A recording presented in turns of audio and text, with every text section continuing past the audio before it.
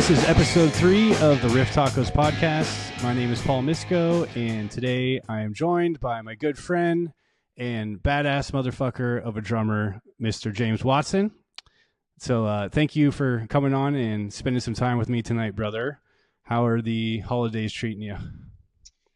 They are good, my friend, and thank you very, very much for having me. This is a big honor. I feel like ooh, second guest. Oh my gosh, it's Absolutely. super early. As soon as Sean was on, he was like, you got to get Jimmy on. He'd be stoked. And then you messaged me, and I was like, fuck yeah, he's coming on next. So I really appreciate it. Yeah, man. How was your holidays? They were very chill. I didn't do shit. I stayed at home. I worked on stuff for the podcast, the YouTube channel, and for the band because we're teasing that song coming out January 1st. So I had to have everything ready for Christmas Eve to drop the teaser the next day. Yeah, the teaser for that is sick. And did you guys shoot that yourselves? Yeah, I shot everything on my iPhone and then edited it. Really? So yeah, that was I started filming and like working for like Joe's wife Sarah has a salon, and then like I was editing video for Fox, but obviously I didn't shoot that stuff. But I would go in and shoot for her and edit those and make like Yeah. it's just reels for social media and stuff. And then I was like, I think I could do this all on my phone and shoot a pretty cool music video. So we were like, fuck it, let's do it ourselves. That's that's amazing. Yeah. I remember you were supposed to come and hang out with us when we were shooting the Lord of the Rings video, but you couldn't make it, unfortunately, and I was super bummed about that, but Dude, I'm so I bummed, understand. especially seeing it. It's so fucking funny. And I would have loved to have been up there. My truck shit the bed and it's still in the garage unusable. So I ended up having to buy a new car. Oh, Of course, it dude. was that week. The timing cover went and I was leaking oil and coolant all over the ground everywhere I went. So I couldn't go anywhere. And I was like, I just can't justify like renting a car and all that when I have to buy a new one. So Right. Yeah, I get it. That sucks. Yeah, I'm super stoked to see the video. Sean Sean sent me the little teaser, and he was like, this is what I wanted to send. And when the video like shows that scream, it was like, yeah. He sent that and I was he put I'm it in the dying. chat and he goes, this is what the teaser we're posting tomorrow, right? So I'm all serious, like, let me make sure that's the correct one. I put it on, I was like, whoa. uh, for people listening, we'll post it eventually. It's really funny and you'll get it if you've seen the teaser that we just dropped with him screaming with no sound. Where did you guys film that? In the basement of Joe's screen printing shop. Uh, Okay, is that where you guys practice? no, we practice at Nick's mom's house, like the same place we did back in the day. She had Oh, or he had, his dad built this room that was like soundproofed. Now it's like the wall is open on one side, but it's just sitting there empty, and no one really had a room in their house currently that would make sense. So he asked her, and she was like, "Sure." So we're like, "Oh, wow!" Like the nostalgia down there in that room. And that's like 5 minutes from where I live now when I moved back. So it's just perfect. And she's super cool about it. So shout out to Mrs. Huffman for being so cool and letting us do that. yes. Drummer moms are a special breed of people because they put up not only with the noise and racket of their kids trying to figure out how to play the drums when they're growing up, but then they have to uh, usually handle like an entire band's worth of people that are first starting out that don't know what the hell they're doing, and it's That's so true. noisy and loud. I never thought about that. They have the loudest instrument that, unless you have practice pads, you can't just play it acoustic and unplug it like a Right. guitar. So they put up with a lot of shit. Shout out to drummer moms for being awesome. Yeah. My mom for sure. She dealt with so much shit, man. It was loud at my house constantly, and it was one of those things where it was kind of like we had the space that could fit everyone. Like especially growing up, but like once I started like playing in like a couple more like the serious bands and things like that, moved to other practice spaces and like um but like when I was in the Heartland, we kind of bounced back and forth between my mom's basement and John's mom's house where he lived. Mm. And we just kind of had the space for it. And we had a walkout basement, which was super cool. So, like, Oh, that's great. you Yeah. know, when we would like prep for a gig, like if the grass was dry and there was no snow or rain, we could drive our trucks or cars back up to the door and open the doors and just take all of our stuff out and put it in the cars. Or Oh, if perfect. it was raining, I we wish had we had that. stairs that, yeah, dude, it was like the ultimate like setup. Like you could just go down there and jam and hang out. It was a big space. You know, we could just do whatever. But yeah, moms had to put up with all that for years and like Yep. trying to figure like when I first started out playing drums, our house was being built at the time and we were living with my step grandparents and my drums were out in the garage like a separate like pole barn that had very to little heat. Like there was a heater in there, but it like took like 35 minutes for it to get warmed up. So if I wanted to play it all in like the wintertime, I was like, all right, I gotta go out here. I gotta like It's like warming start up your this car. thing. Yeah, like I have to start this thing up and then I gotta like go back out there and then freeze to death. Like, Right. How old were you when you started playing? uh, 12, 12. I had to think for a hot minute. It was like between like the interest peaked at around like 11. Like when I was a kid, I wanted to play guitar so bad, and I was so bad at it. Like all I wanted to do was play guitar, and my like ever since I was a little kid, I was always into music, and like my first like obsession with like music was Hank Williams Jr. when I was like little, Hell yeah. and my mom got me this little Tykes like guitar and microphone stand, and I got cowboy hat and cowboy boots, and I just looked badass. Like, That's what's up.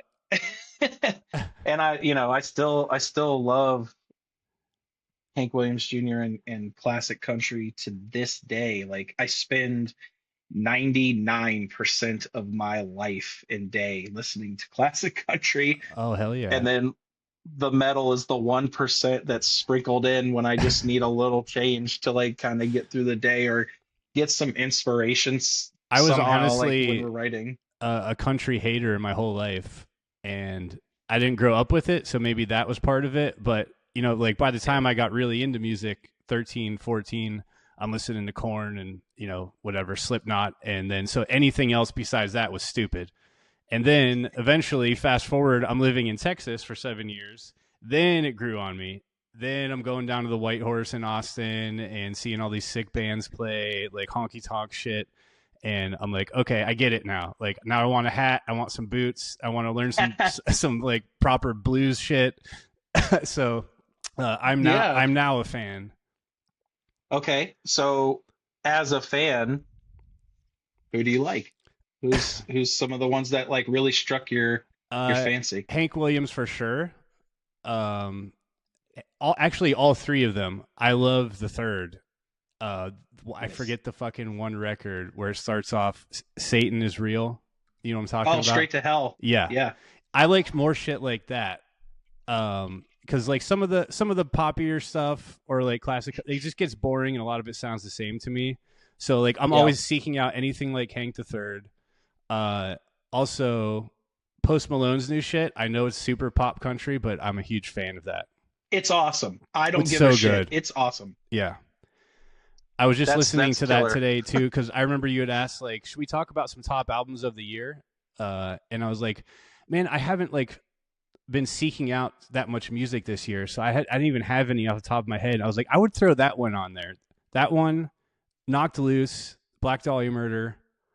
Um, those are the Oh top yeah. three off the top of my head. Uh, Oh do you know the Home Team? Have you heard of them? no. I have They not heard of them. they call themselves Seattle Heavy Pop, and it's just really good pop with some heavy guitar, and it's not cheesy like too heavy, like if you know what I mean. It's hard to describe. The singer is incredible, but I was jamming to them today, and I was like, man, I would throw this on there too. This is really fucking good. I have not heard of them, and that's a hard thing for me too, is because I'm stuck in the past, and I will honestly admit it. Mm-hmm. It's hard to get me to listen to something that's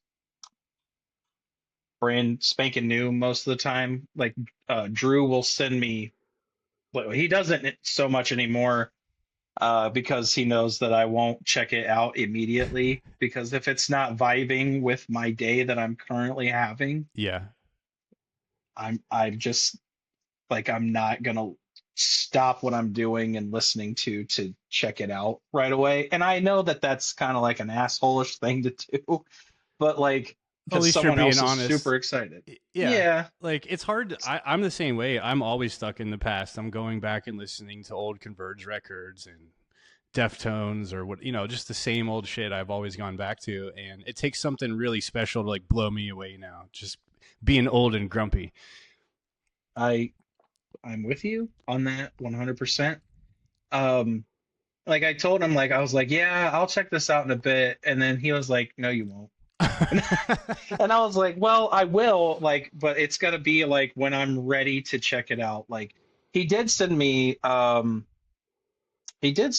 me something recently that I was super surprised with, and Drew is always listening to like grind and electronic music like all day, because what he does, being a mailman, is being out there in the elements, and 99% of the time it's not a happy situation, so he's got the most aggressive, brutal stuff playing in his ears like all day long. And That makes sense. he sent me this band to check out, and they're called Horse Bastard. That's a And great name. I was like, this name sounds awesome. He was like, whenever you get around to it, he was like, please check this out. And I was like, okay, I'll check it out. And Oh, it's all it was one one of word, those, all caps. That's amazing. yeah, they're from the UK, I guess. And I checked it out, and I was like, this riffs like really hard. Is it grind? And yeah, it's grind as shit. Like if you get a chance, listen to it. And Oh yeah, I just queued it up. I will listen to it after we get off. it took me by surprise. I was like, this is awesome. Like, not to say that Drew has bad taste at all, because he doesn't. Yeah. Most of the stuff that he's like super into is like the gore grind stuff, and I'm like, this sounds cool for a little bit, but that snare kind of like Yeah. It's kind of overbearing. gets old after a while. Yeah. And but like all the records are like super quick, so it's like it's kind of over and done with. But he sent me that, and I checked it out, and I was like, I really like this. And I actually was searching around for it, and found it through an American distro, and got it an LP of it. It should be coming the next couple of days. Fuck yeah. But yeah, it's pretty sick. But I like, I surprisingly like really never listened to grind, and I never really did back in the day either. Even like being in Robinson, that was all Jeremy's idea to like start heading that direction. And I was just like, what's this? Okay. And I liked what we did, but I didn't listen to that stuff. Like I was a simpleton. But I'm well, so stoked. what were you listening to? Like Convergent stuff? Like, Yeah, I was just getting into like hardcore, post-hardcore, listening to Poison the Well, Norma Jean, From Autumn to Ashes, Every Time I Die, Unearth, okay. like just all these bands I was learning about that weren't mainstream, because I came from nu metal, so that's all I knew was whatever was on MTV.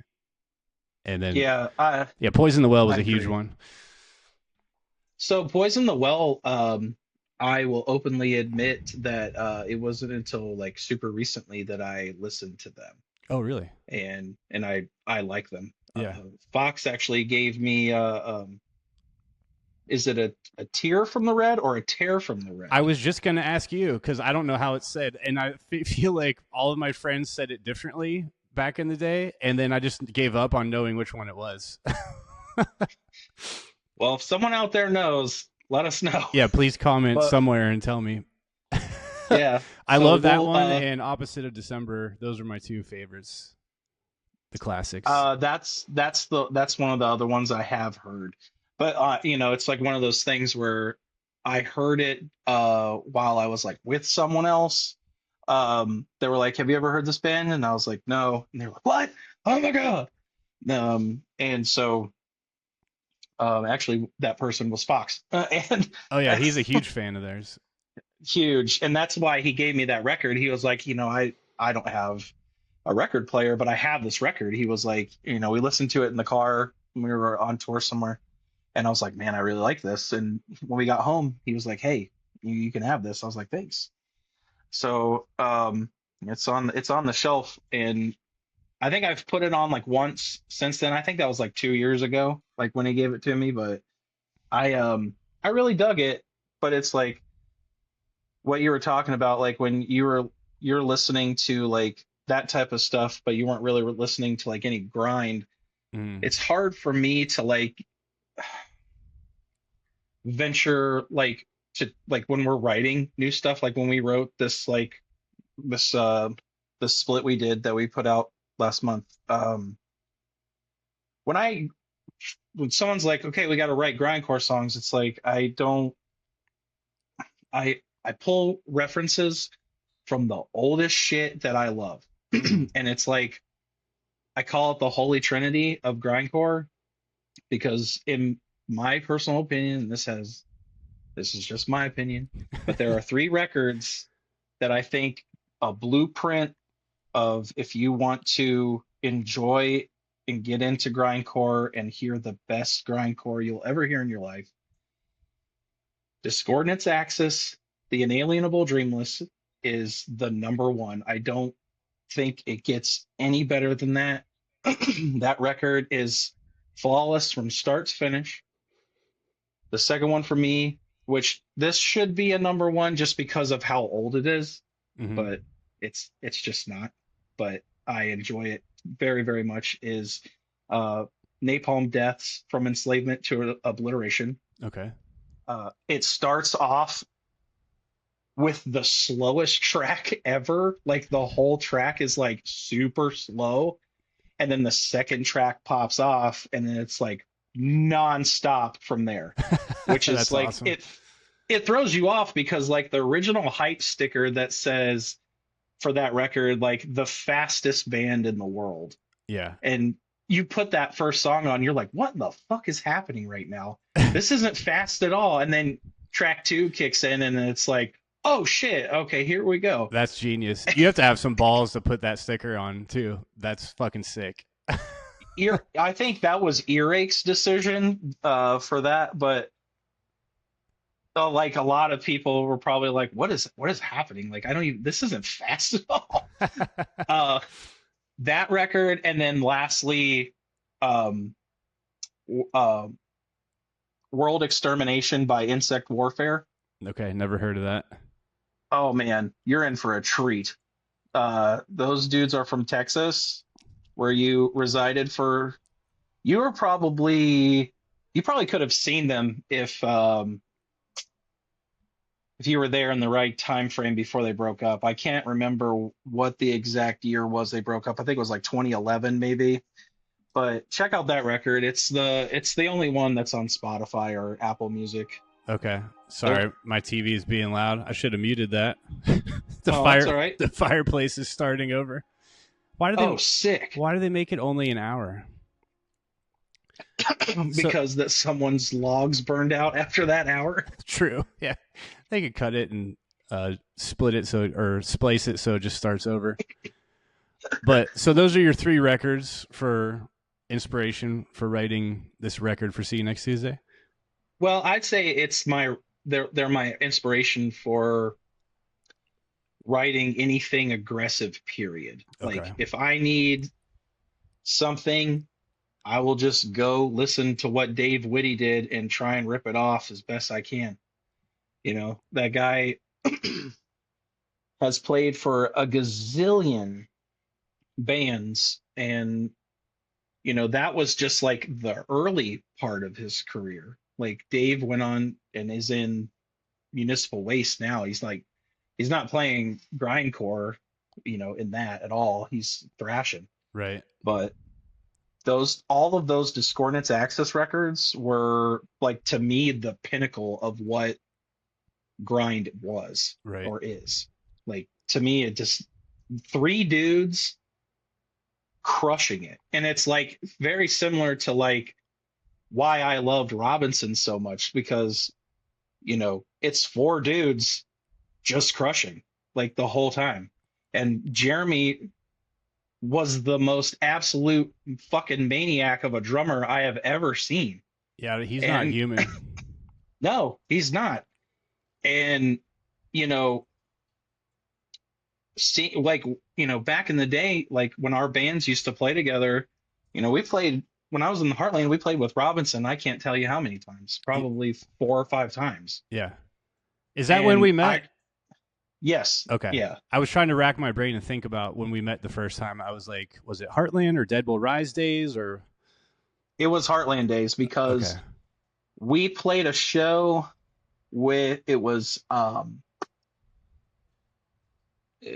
us, you guys, and See You Next Tuesday and Beyond All Hope in West Virginia at the Brick House. Okay.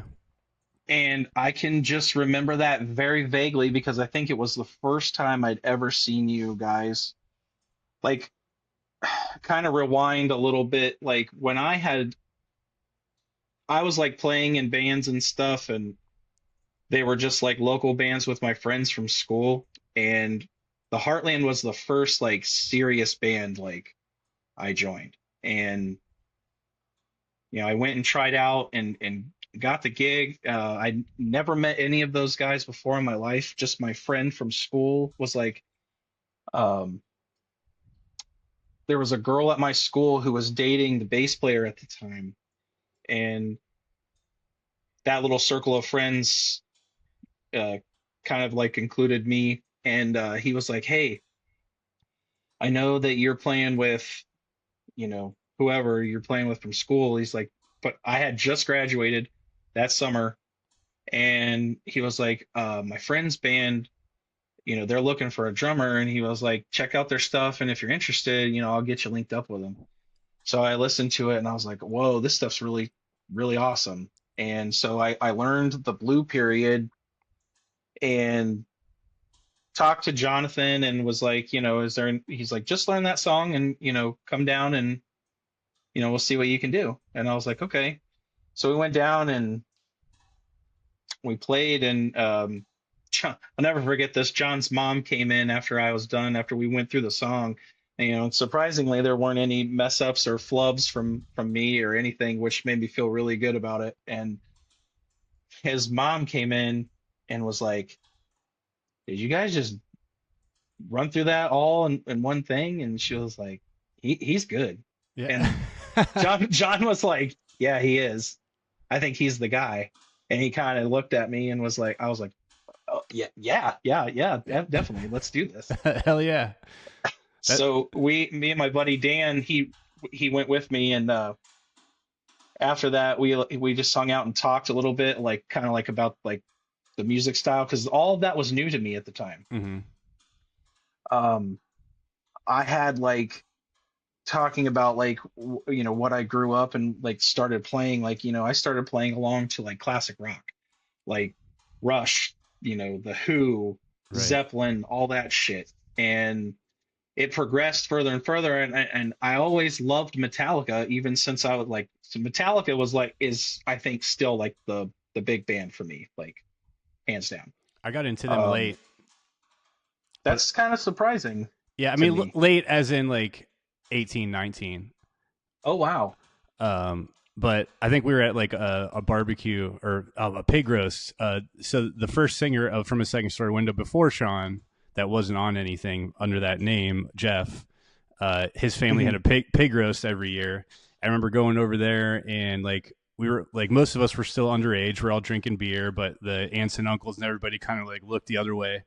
And but they let us play whatever we wanted, so they were like just ripping Pantera, Metallica, all the classics. I'm like listening to Master of Puppets all the way through for the first time, And that day it just all clicked, just backyard, white trash, drinking beer. There's big pickup trucks everywhere. We're eating food under a tent and Metallica's playing. I'm like, okay, I'm in. I fucking get it.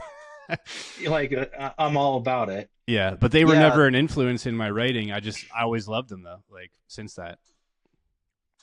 that's I get that. They were just introduced to me at a super young age. Um, I can remember this just because of like, how like when you think back on like when you're like remembering memories and like when things actually become clear and stuff you can remember, Yeah. like hearing certain bands, like kind of because music's like been my first love for like everything, Yeah. and just knowing kind of like where I was in life and where music came in, like because growing up it was country, like from my mom and my dad was super into classic rock. So I had that, but the kids that lived across the street were teenagers at that point, like 14 and 15, and that their mom used to watch me before school, um, when my mom would go to work. And so I went over there and they were super into Metallica at the time, like because they were in middle school, just getting into that type of stuff. And I remember they were both pissed off because they both wanted Metallica shirts and they both got the same one. And, their mom was like, I don't know what you want me to do. Like just don't wear them on the same day or whatever. They were just so pissed about it, but they were super into it. And then the kid who lived next door, he was like 20 or 21 at the time. He came over to watch me one time when my mom went out somewhere one night, and he brought over the Black Album. And I just remember that so vaguely. He was like asking me, did I care if he put on music on the stereo? And he was like, I have this Metallica CD. And I was like, the kids across the street like that band. And he was like, have you ever heard them? And I said, no.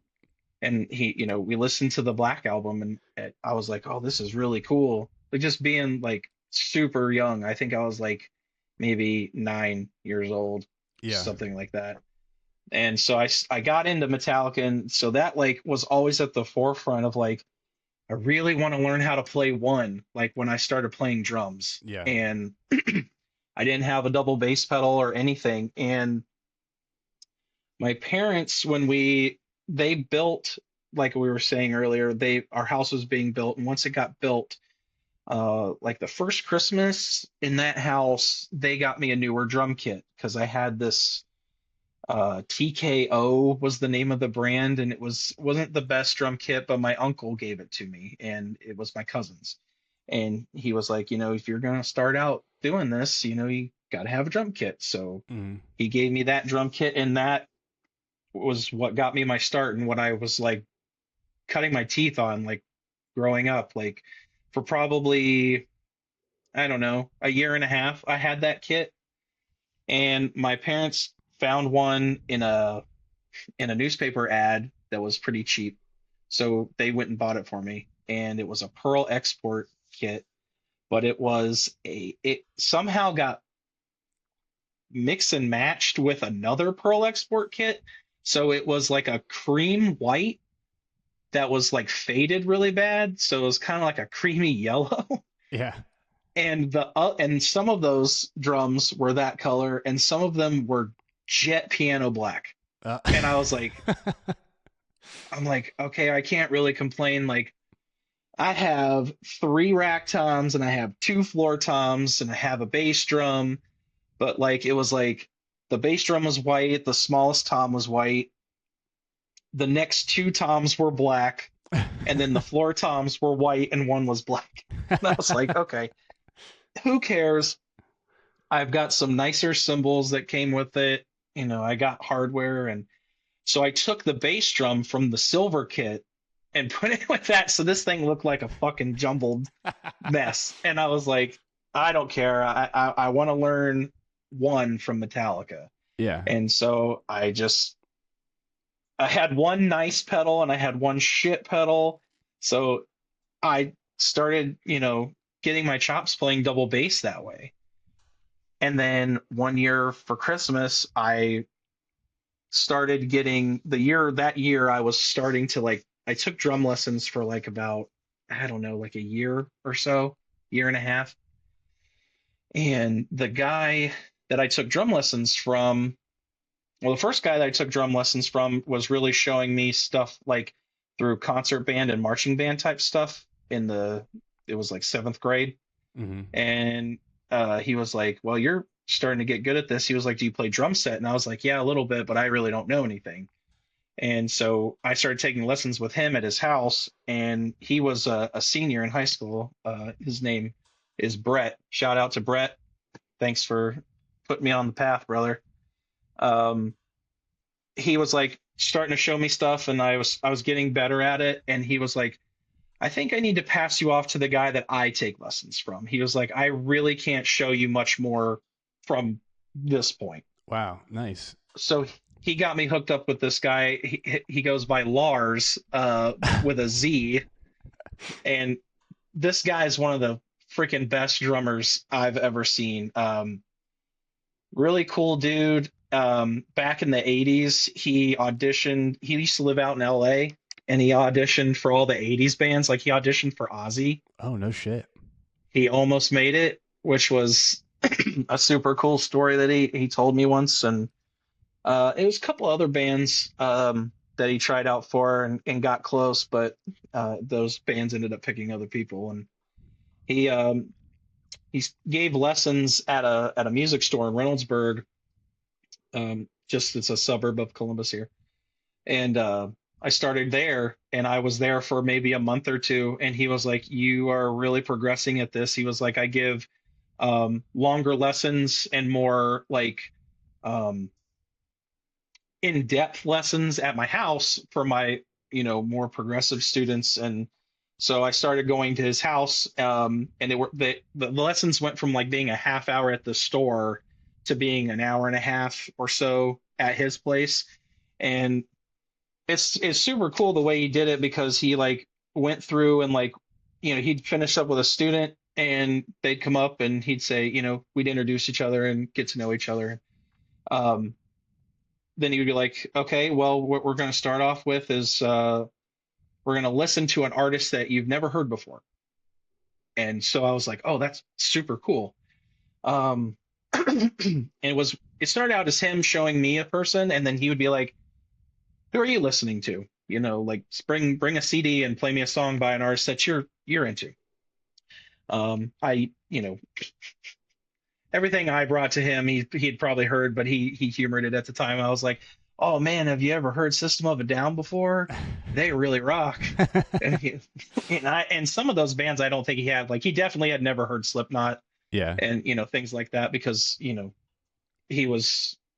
is a very eclectic music listener. But the one band that he introduced me to that I'll never ever forget, that I absolutely love to this day, is Fu Manchu.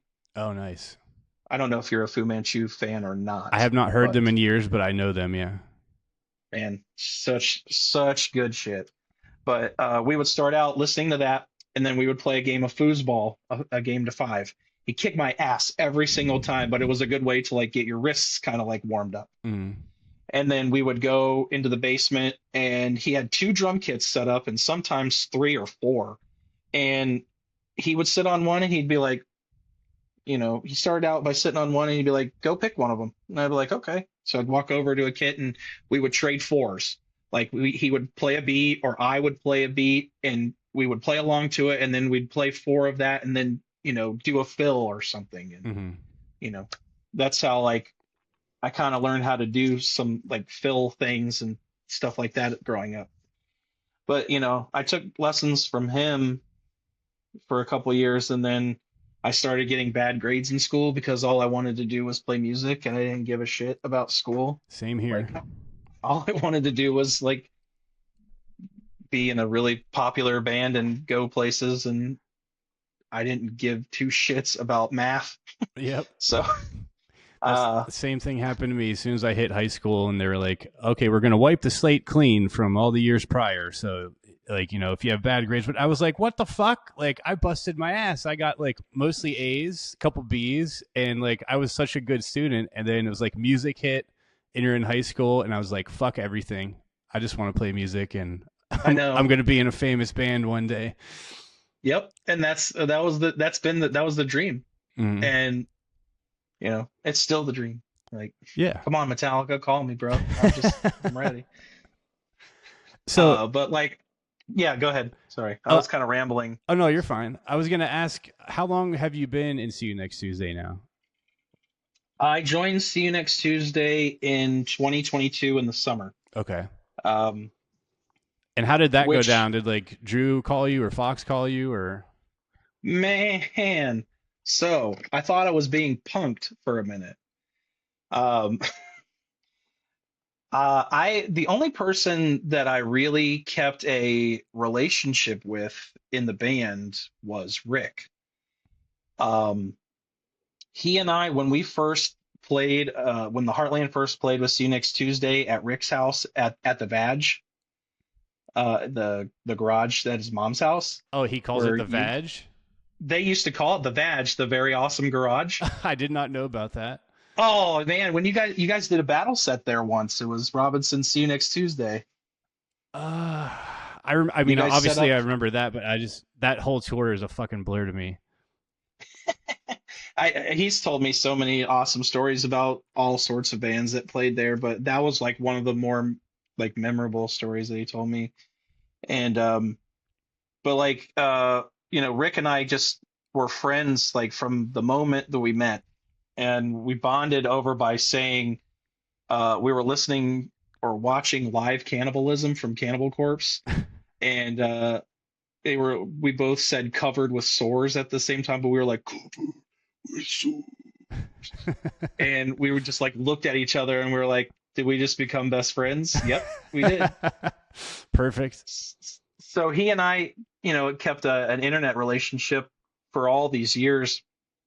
Um, Fox and I were the only persons I was friends with him online just through he like we didn't really talk at all, but like I was a fan of his tattooing and things like that, and always was interested in what he was doing musically because he had that band um with Maxwell from Cinder Receiver for a while.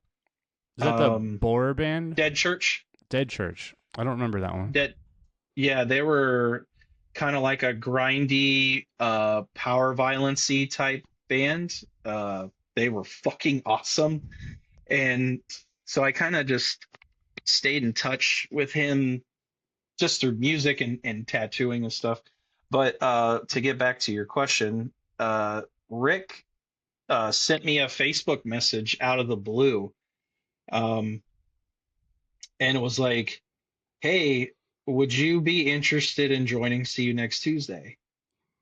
And I had just gotten in my car and I was going somewhere, and I had to sit there and like, because it like knocked me on my ass, kind of like a kind of like I never thought that question would ever be asked to me ever, Right.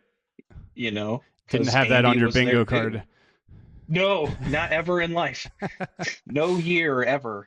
And so I kind of sat there and I sent him like the big eyeball emojis back, and I was like, "Are you serious?" And he goes, I said, "Well, what about Andy?" And he said, "Andy has a big boy job.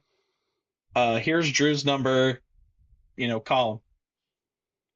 And so I called and talked to Drew on the phone, and he was like, "Hey, dude, long time." And I was like, "Yeah, like real fucking long time." Uh, and so we talked for I don't know about 30 minutes, and he kind of explained the situation that they were in, and that situation basically just was Drew wrote a whole new record, which was Distractions, and he wrote it um, during COVID when no one was really getting together and jamming and things like that. He was kind of just like shooting out songs like and creating them and sending them out and like putting a program drums and stuff like that to them. And the whole plan was for Andy to learn those songs and then eventually go into a studio, record them. Mm-hmm.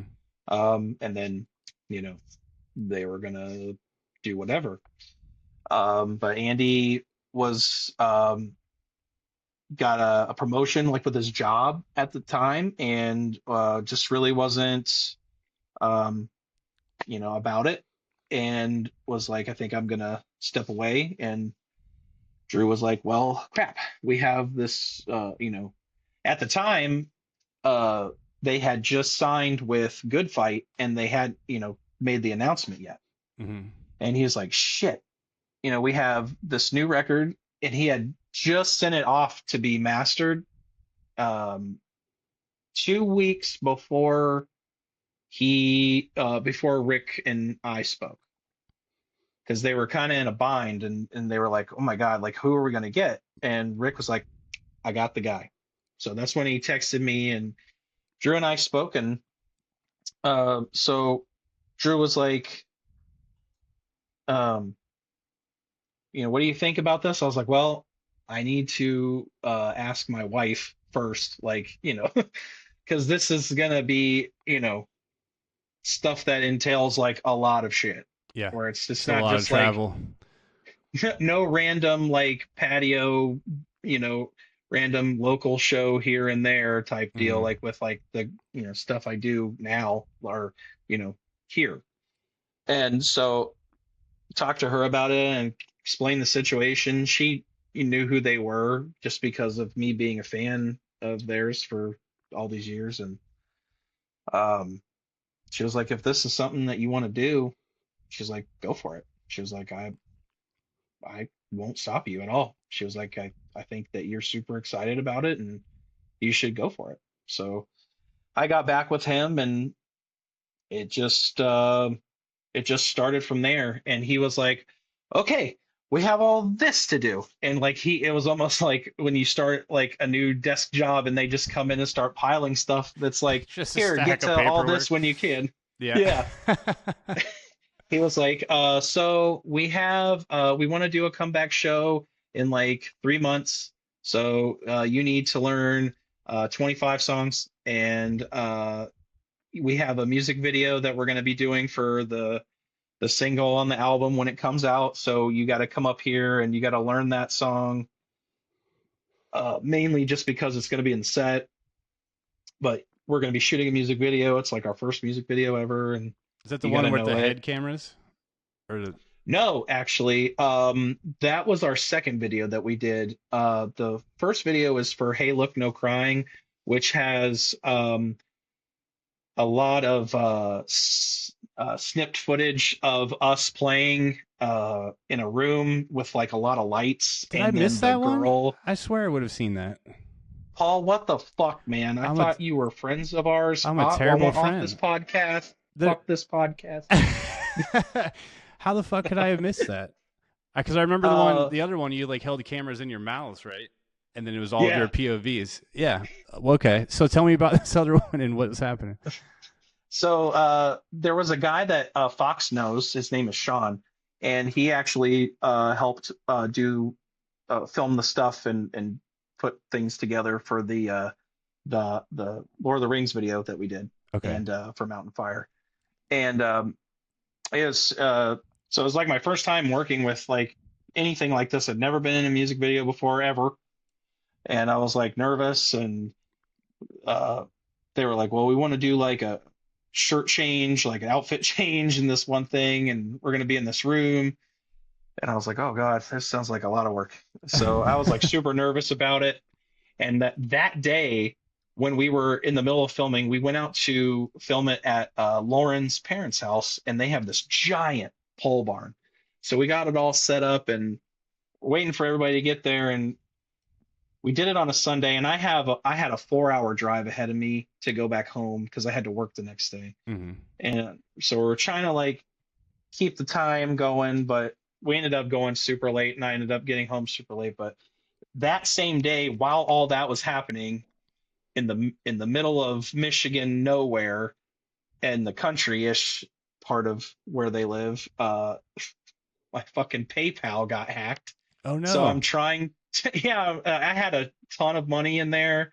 Like, you know how you can have a PayPal balance and all that stuff. Like, Yeah. they they scooped in and took it, and Oh I was trying shit. to deal with that while trying to deal with like the stress of the video and like trying to do takes and stuff like that. So, and Right. not having good internet service at all, trying to deal with it. So They it was a stressful they make it day. right, I take it. You get all your money back. They did. It took about a week, but it wasn't much back and forth, luckily. But yeah, I got it all squared away. But that just sucked. That was just like I was already nervous about doing that stuff, and I it just was just a mess. I just put the video on my other screen here so I could see it, and I'm like, okay, I did see it. I remember the girl in the beginning. Yes. Okay. I it was because that was out for a while before we did the second one. I want to Yeah. So this was 2 say years ago. Okay, that's why my yes. memory is also shit. So. Yeah, I'm with you. That video was fun to make, and it was the like the announcement of like signing with Good Fight. Like everything was dropping on the same day. It was the announcement with Good Fight. It was an announcement that there's a new song, and there was an announcement that hey, we have a whole new record coming out. It's not just a single. It's just Yeah, a whole record. just hit him with it So all it at was, once. dude, yeah, it was like it was a total like boulder crush. And so that was really cool, and that's kind of like how it got started. And we played the because CNX Tuesday had done like a handful of shows like here and there.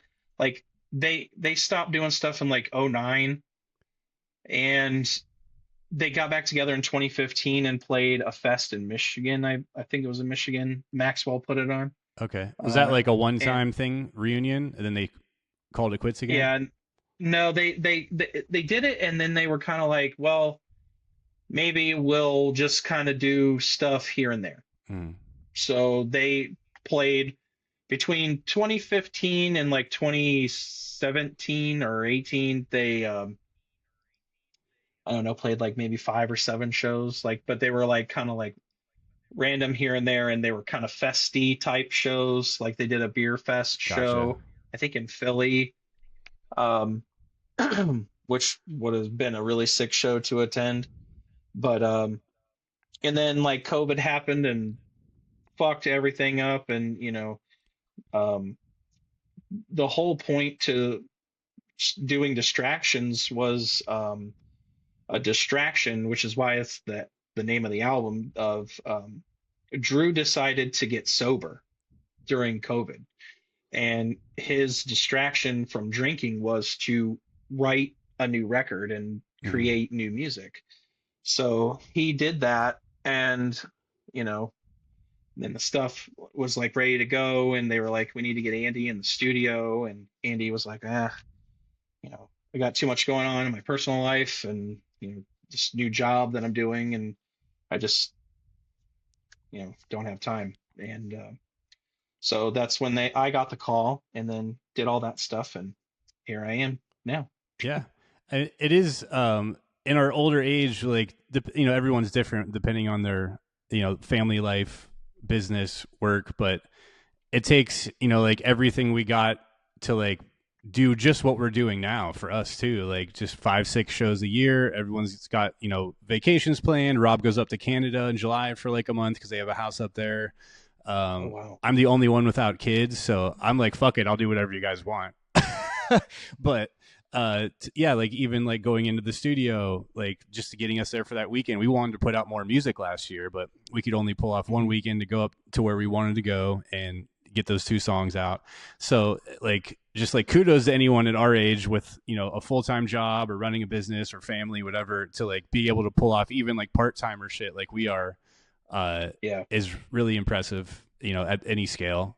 And like I'm just super happy to do anything that we're able to pull off. So Yeah, I've been really thankful, and when we announced that comeback show, it was in September 2nd, I think, of 2022.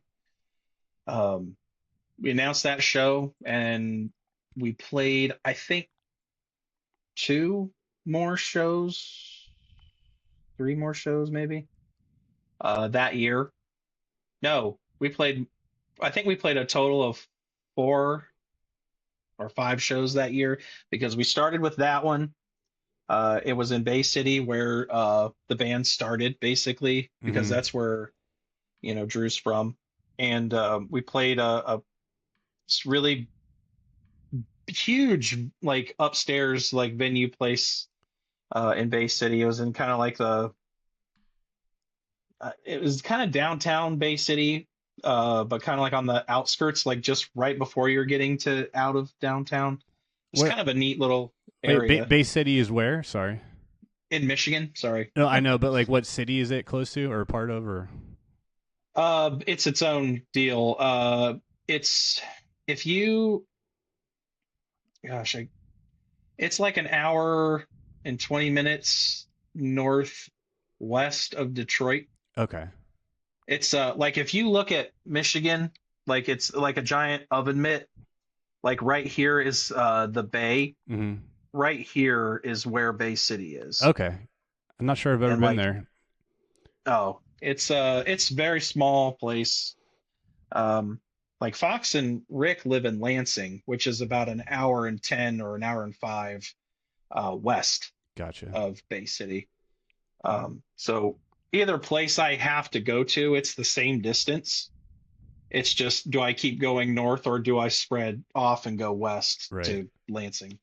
But yeah, but ever since that comeback show, we did a house show in Detroit, which was super cool. I'd love to do a house show. Um, I'm jealous. dude, it was so fun. But it was freezing. It was in a garage at this place, and this dad and his son own it, and they put it on and they filmed it, and we have some video footage online from that. If you put in like "See You Next Tuesday" house show, like it'll there's tons of footage from I it. think I remember seeing some of that. That's really cool. Yeah, there was a some badass bands from Michigan that played with us. Wounded Touch and Everything Evil played, and there was another band that played. I just can't think of it right off the top of my head. And I was like already nervous enough because it was like my second show with them, and it was very, very packed and very, very crowded. Um, and we did that, and then December of that year we did my show here in Columbus, so my hometown. And we played here, and then we played a show in Indianapolis at a place called the Black Circle, which is by far my favorite venue to play ever. No shit. They have their sound system there is absolutely incredible, and the people who run it know what they're doing. Yeah. Like we sounded devastatingly heavy Yeah, you don't come there. across that often at venues. No, and a lot of the time, because you and I came up from the age of playing in like a basement or a VFW hall with like a shitty PA, barely, doing anything, but Yeah, you'd like, be lucky if the kick drum was mic'd. right. And half the time it wasn't, Yeah. right? Yeah. So we like with me, I had never used drum triggers until I joined See You Next Tuesday. And so I got them for my kick drums. And I'll tell you what, I really wasn't super stoked about it at first because I was scared about it, and because they make you play better. Like Yeah. if you fuck up, it's gonna tell everybody, and it's gonna tell everybody really loudly Yeah. that you fucked up. And so Drew was like, you just gotta keep practicing, keep getting better. And so it's over the years, like the more and more we've played, I've gotten used to them, and I absolutely love it. And the places that we've been able to play since coming back have had, we've played some places that don't have great PA systems, and some places that have insanely great PA systems. Like when we played these shows with, excuse me, Pig Destroyer and the Red Chord, we were like playing like really, really nice places. Yeah. Um, the Crowfoot in Detroit, we've played a couple of times, and every time we've played there on the big, big stage, it's just sounds absolutely crushing, Fuck and yeah. it's been super cool. We got offered a show there. I forget who it was with last year, but we couldn't make it happen, or this year. But I looked up the venue. I was like, oh, this looks sick. I would love to play that. Yeah, that venue is super rad because it actually has like two or three venues inside of it. Mm. So it has the main ballroom, which is like the first time we ever played there, we got asked to play with Bleeding Through and Dead to Fall and all those bands. Hmm. There was like a huge all day show. Oh, And that's so, what the show was. It was Bleeding Through's. Was it 20th anniversary for their one record? yes. Yeah. Okay. Yeah, we got asked to play that. We couldn't do it. I was bummed. Oh, damn. That would have been sick if you guys could have got on that. Yeah. And now Shit. I'm bummed even more because you said the sound is awesome. Oh man, it was a lot of fun. It was kind of hectic though because it was the first time that I was not using my own drums. They kind of had like a backline kit and Right. things got really weird with it and it wasn't great. Yeah. And so I was playing with bands where every single band except for one other band was playing a four-piece kit. And I was like, I need another rack tom, but if I need to, I can make this work. Hmm. Like from the days of watching Jeremy play with just a fucking floor tom, like I could make this work if I need to. Yeah. Like I'm a professional. It's okay. The day he said that, no more rack toms. I think he had one crash and a ride at one point in hi hats, and that was it. And it was just Yeah, like, okay. And the sounds he made with that were just like, okay. absolutely insane. Like what the fuck? Yeah. I was saying earlier, when we first met years and years and years ago in West Virginia, you guys were playing and I was standing up front watching, and Jeremy was playing so fast and so hard that you guys had to always carry a bag of sand and put it in front of his kick drum. And Yep. even that was not stopping his fucking leg power. And Mike had to stand and put his foot and plant it and just like vocal, like staring at Jeremy the whole time so that bass drum wouldn't go I anywhere. remember that. It was always a problem. I don't know what he is or what planet he came from, but I feel very lucky to have been able to play with him. Yeah, he's a just a fucking maniac. And I can just I can just remember that his gear was not very good. And like every time he would like sometimes he would be playing and like his boom arm on his ride cymbal would fucking go like this and he'd be like down here like hitting the fucking bell and Yep. like you'd just have to spend like another like you spent more time like trying to fix his gear than it did to play one of your songs. Yeah. Like it was always just really funny to me, but I was like, that guy is so good. It's just Like the I most punk rock motherfucker. Like, buy a new stand. No. oh yeah, Yeah. yeah. And he's like, no, this one's I got duct tape. This shit's fine. And Yep. like, didn't he used to like tie rope to his kick drum and to his throne so it wouldn't go anywhere? I don't remember if he did that. I feel I like I thought remember that that. they were. I think Greg told me a story one time that like they used to do that or some He shit like he that. might I don't have know. because they played like a lot in Pittsburgh when I wasn't around, and they had like a side hardcore band. I don't even know if they ever played a show, but maybe it was around that time. They were called Oh, I think they were called Wolf's Blood. It was just straight up hardcore. that's sick. Yeah. I remember Tommy and I when it was like big. It seemed like big shoes to fill at the time, but like I got asked to join Menerasia when Jeremy left, and Tommy and I, Dead Will Rise had just called it quits. Um, we all quit at the same time, and we weren't doing anything, and so we played in that band for a little while. It's not my most fondest of memories, but Yeah. it was big shoes to fill to like play the shit that he was playing in that band. I didn't know Jeremy was Uh, in Menerasia first. yeah, he was. I don't know if they both went into it or if uh Greg did it first and went in and then Jeremy went into it with him later. I'm not sure because I know when I first joined the band, Greg and this other dude, and I can't remember his name right off the top of my head, were playing guitar. The other guy was a left-handed, I think, guitar player. I can't remember.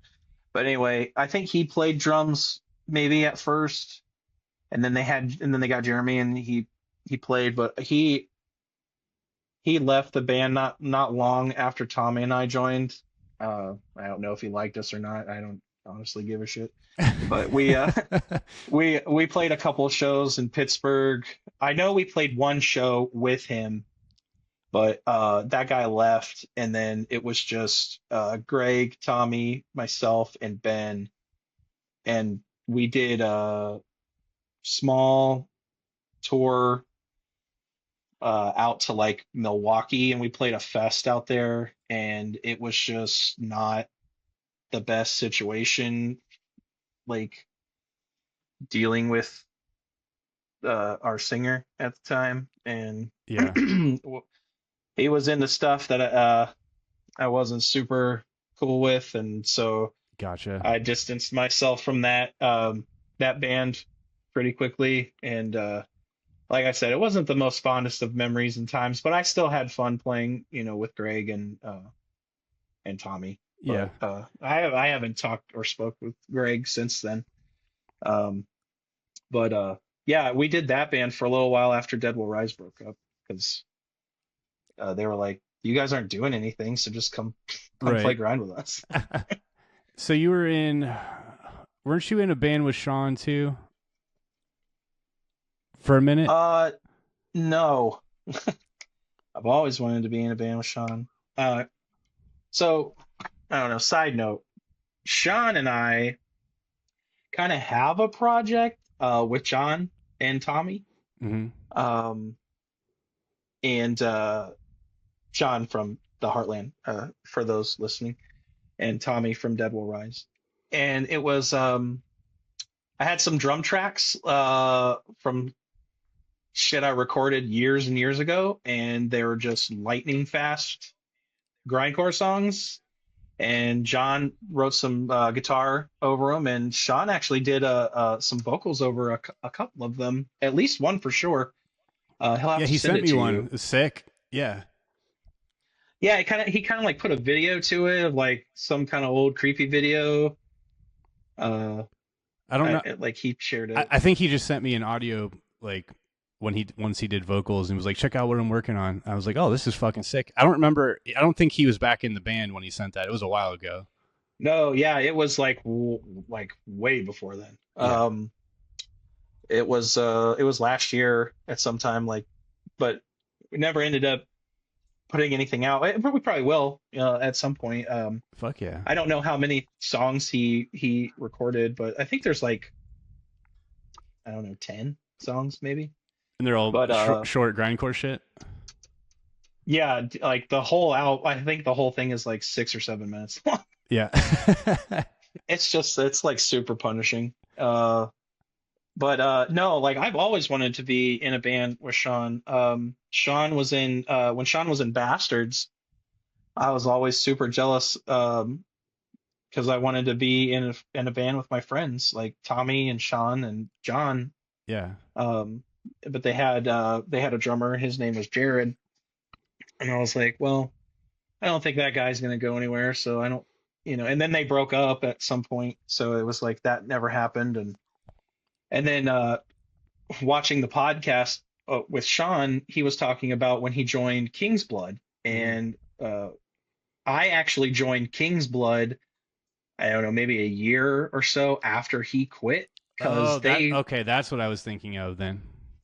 yeah, they really changed musical direction. Like they were, kind of like that, like crowbar riffy, like hardcore a little bit influence. Like I would consider it like Kingdom of Sorrow, that band that Kirk started with like Jamie from Hatebreed.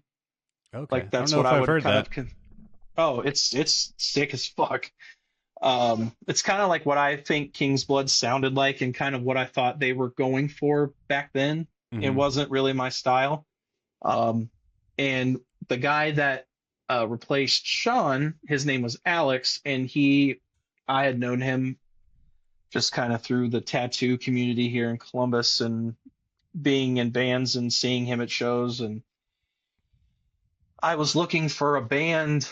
I had, this is kind of a weird story, but for about a year, I worked for the band Trivium. I don't know if you know who Trivium Oh is. yeah. Um, so my friend Nick um, was their drum tech, and their drummer for like their entire career up to that point, he was fired, and they hired Nick to fill in on a tour, and he did such a great job that they were like, "Hey, do you just want to do you want to do this full time?" And he was like, "Fuck yeah, Yeah, I'll get take it. paid and tour and play music. Like, I gotta be stupid to not do that." Yeah, getting the So, getting paid part is the part we've always been missing.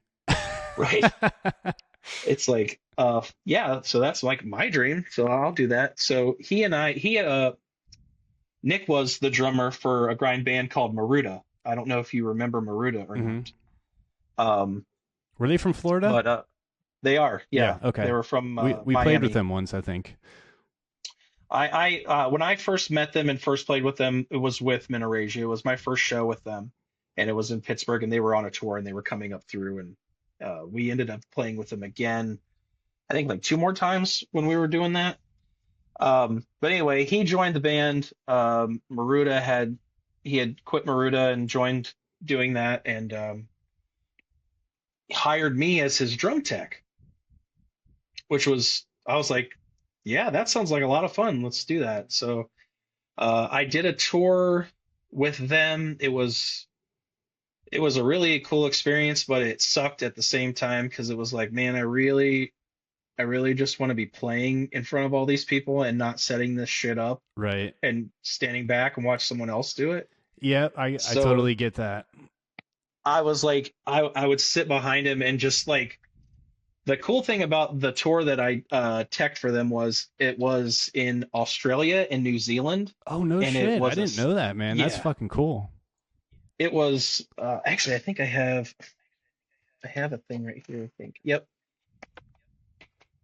I have my like Sick. itinerary for the tour, That's really and cool.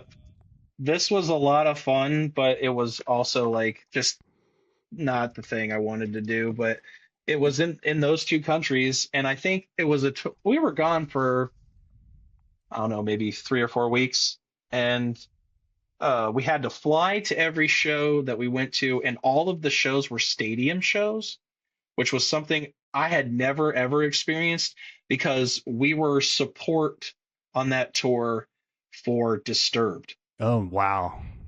Yeah. Now I know like people are like, Disturbed, fuck it. None of But those people will ever play a show that size. So no, it was we were in the middle of the three bill support. It was Disturbed, Us, and As I Lay Dying. wow. Yeah, and this was before the roids made our man go crazy, Right. and like it was like right before that, which is insane because I had great conversations and hung out with him like in a group setting, and he was like the nicest dude ever. Yeah. But anyway, so we did that, and when I decided in New Zealand, which was our last bit of shows that we did, I was like, this just isn't for me. Like and my friend Nick at the time, he wasn't great to work for. So we parted ways, and we rekindled our friendship a few years later, which was nice. But I was like, this is not something I want to do. I don't want to be the setup guy. Yeah. Like I want to be playing Well, like mad shows like respect for this. making that decision because some you could have easily said, "Well, it's a cool job. I get to be at all these big shows and go around the world and probably get paid more than I would as a drummer right now in the bands I've been in." But Yes, to stick to your guns and say like, "No, I want to perform, so I got to step away and keep chasing that." yeah, it's exactly how I felt. And I was like, I am making money. Yes, I'm on the Roadrunner payroll, which is cool. I didn't make a ton, but Yeah. I got to travel. I got all my, hotel expenses and food basically paid for. I got per diem every day. And, on that tour, it was super nice because we had catering. Yeah. And so like every day, like at, 5 o'clock, it was like, hey, come have a really awesome meal in this Yep. stadium where you're playing that's going to be filled with people. And like, we played the Rod Laver Arena, which is a huge tennis arena in Australia, like sold it out. Like, Yeah. what the fuck? That's insane. Like, I That's almost puked when I went up to do sound check for Nick's drums the first night, which was that show. yeah. Like, I was so fucking nervous to get up there and like sound check his shit because, Right. I have to go through and like, hit each drum, do all the cymbals, and then Boz, our tour manager, was like, all right, give me something. And I would just like try and like think of some fucking cool shit like to do. And like half the time I would just end up doing Territory by Sepultura and, the crowd would go fucking ape shit. And I was like, God damn, this feels incredible. Like, Yeah, dude, that's got to be so bittersweet because you're right there. It's like this is what it's like, but it's not me. yes, That's gotta exactly. sting so bad. I get it It, completely. it, it was the weirdest feeling because I was like, guys, you could just come up here and I could probably play like four or five of these Yeah. like right now. Like it's fine. And I almost got that wish on that tour, which was scary in its own right. But even scarier because Nick, um, I don't know what was going on with him, but we were in a van and we were traveling from the hotel to the arena, and they were listening to the mixes on an iPod, like how you used to plug your iPod into one of those little boombox things that were like this Yeah. big, and they were listening to their new mixes of In Waves, which was getting ready to come out later, the next that year, later on that year. Um, they were all in the van. We were listening to it on this little speaker thing, and Nick, like, he didn't look so hot. Like he said he wasn't sleeping good. I think he was just up partying super hard, like every night, and it just kind of caught up to him. And That'll he was do it. holding oh, dude, like those dudes know how to party, like two of them at least. And he was holding this boombox while we were driving, and all of a sudden his eyes just rolled back into his head, and he dropped it, and he just like passed out. What the fuck? And so we had to pull over, and they were like slapping his face to like get him to wake up, and he was just like, it took a minute, but he came to, and they were like giving him water, and like he was in a rough way. And um the the one dude that plays guitar in there, his name's Corey. He was like, he turned around and looked at me. He goes, how quickly can you learn a set? And I was like, I'll give it my best. Like, I know Yeah. some of these songs. Right. And then Nick was like coming to, and like he later on that night after they played the show, he was like, I'm glad we didn't have to go that route, but he was like, it almost happened for you. And I was like, oh God, like that would have just been like just so insane. Yeah, that's insane because it's like you want your friend to be okay, but also you want to play the show. So you're like, Like, shit. Can you just be I, better tomorrow instead of right now? right, yeah. Like I would have stepped up and done my best and done what I could. Right. Um, but like I'm glad that it didn't have to happen because, that would have just Because you also don't that want the whole memory of situation was being weird. unprepared and fucking up or something. But I think you would have killed Right. it because sometimes when you I just would get have in that mode where you're like, I have to do this and it's got to be great. So you just fucking do it. You just soldier through it. I would have been so nervous, but I think I probably could have done an 80%, you Mm. know. I think just because of like the songs they were playing on that tour were songs that I had heard, you know, I liked their second album, Ascendancy, a lot. Yeah. And by that time I think we had already played like four shows. So like watching Nick play, knowing the songs from that, Mm. just kind of seeing what he was doing, like I could have probably muscle memoried through it. Right. But I'm glad that it didn't happen. But um getting back to King's Blood thing, I had left doing that. which was kind of a bummer because I thought, like you said, it was, a cool job.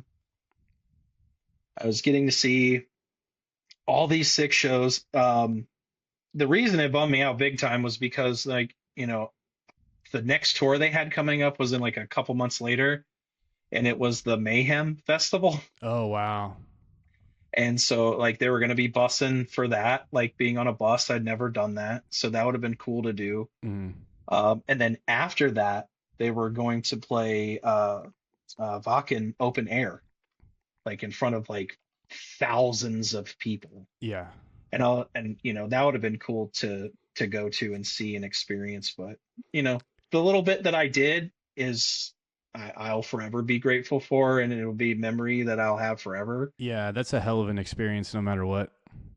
Yeah, so that was fun. But then I came back home, kind of like with my tail between my legs, and my living situation was weird, and I didn't really have a place. Like I kind of did with my mom and stepdad, but I came home and I was like, I need a band. I need a band to play with. And Colin, the drummer for King's Blood, had quit in December prior. And I went to their last show because they were opening for Crowbar. And I had never seen Crowbar before. And I was like, finally, I get to see Crowbar. And so it was cool to see, um, you know, Colin play with King's Blood, play his last show. And I hit up Colin and I was like, hey, did your band ever find a drummer?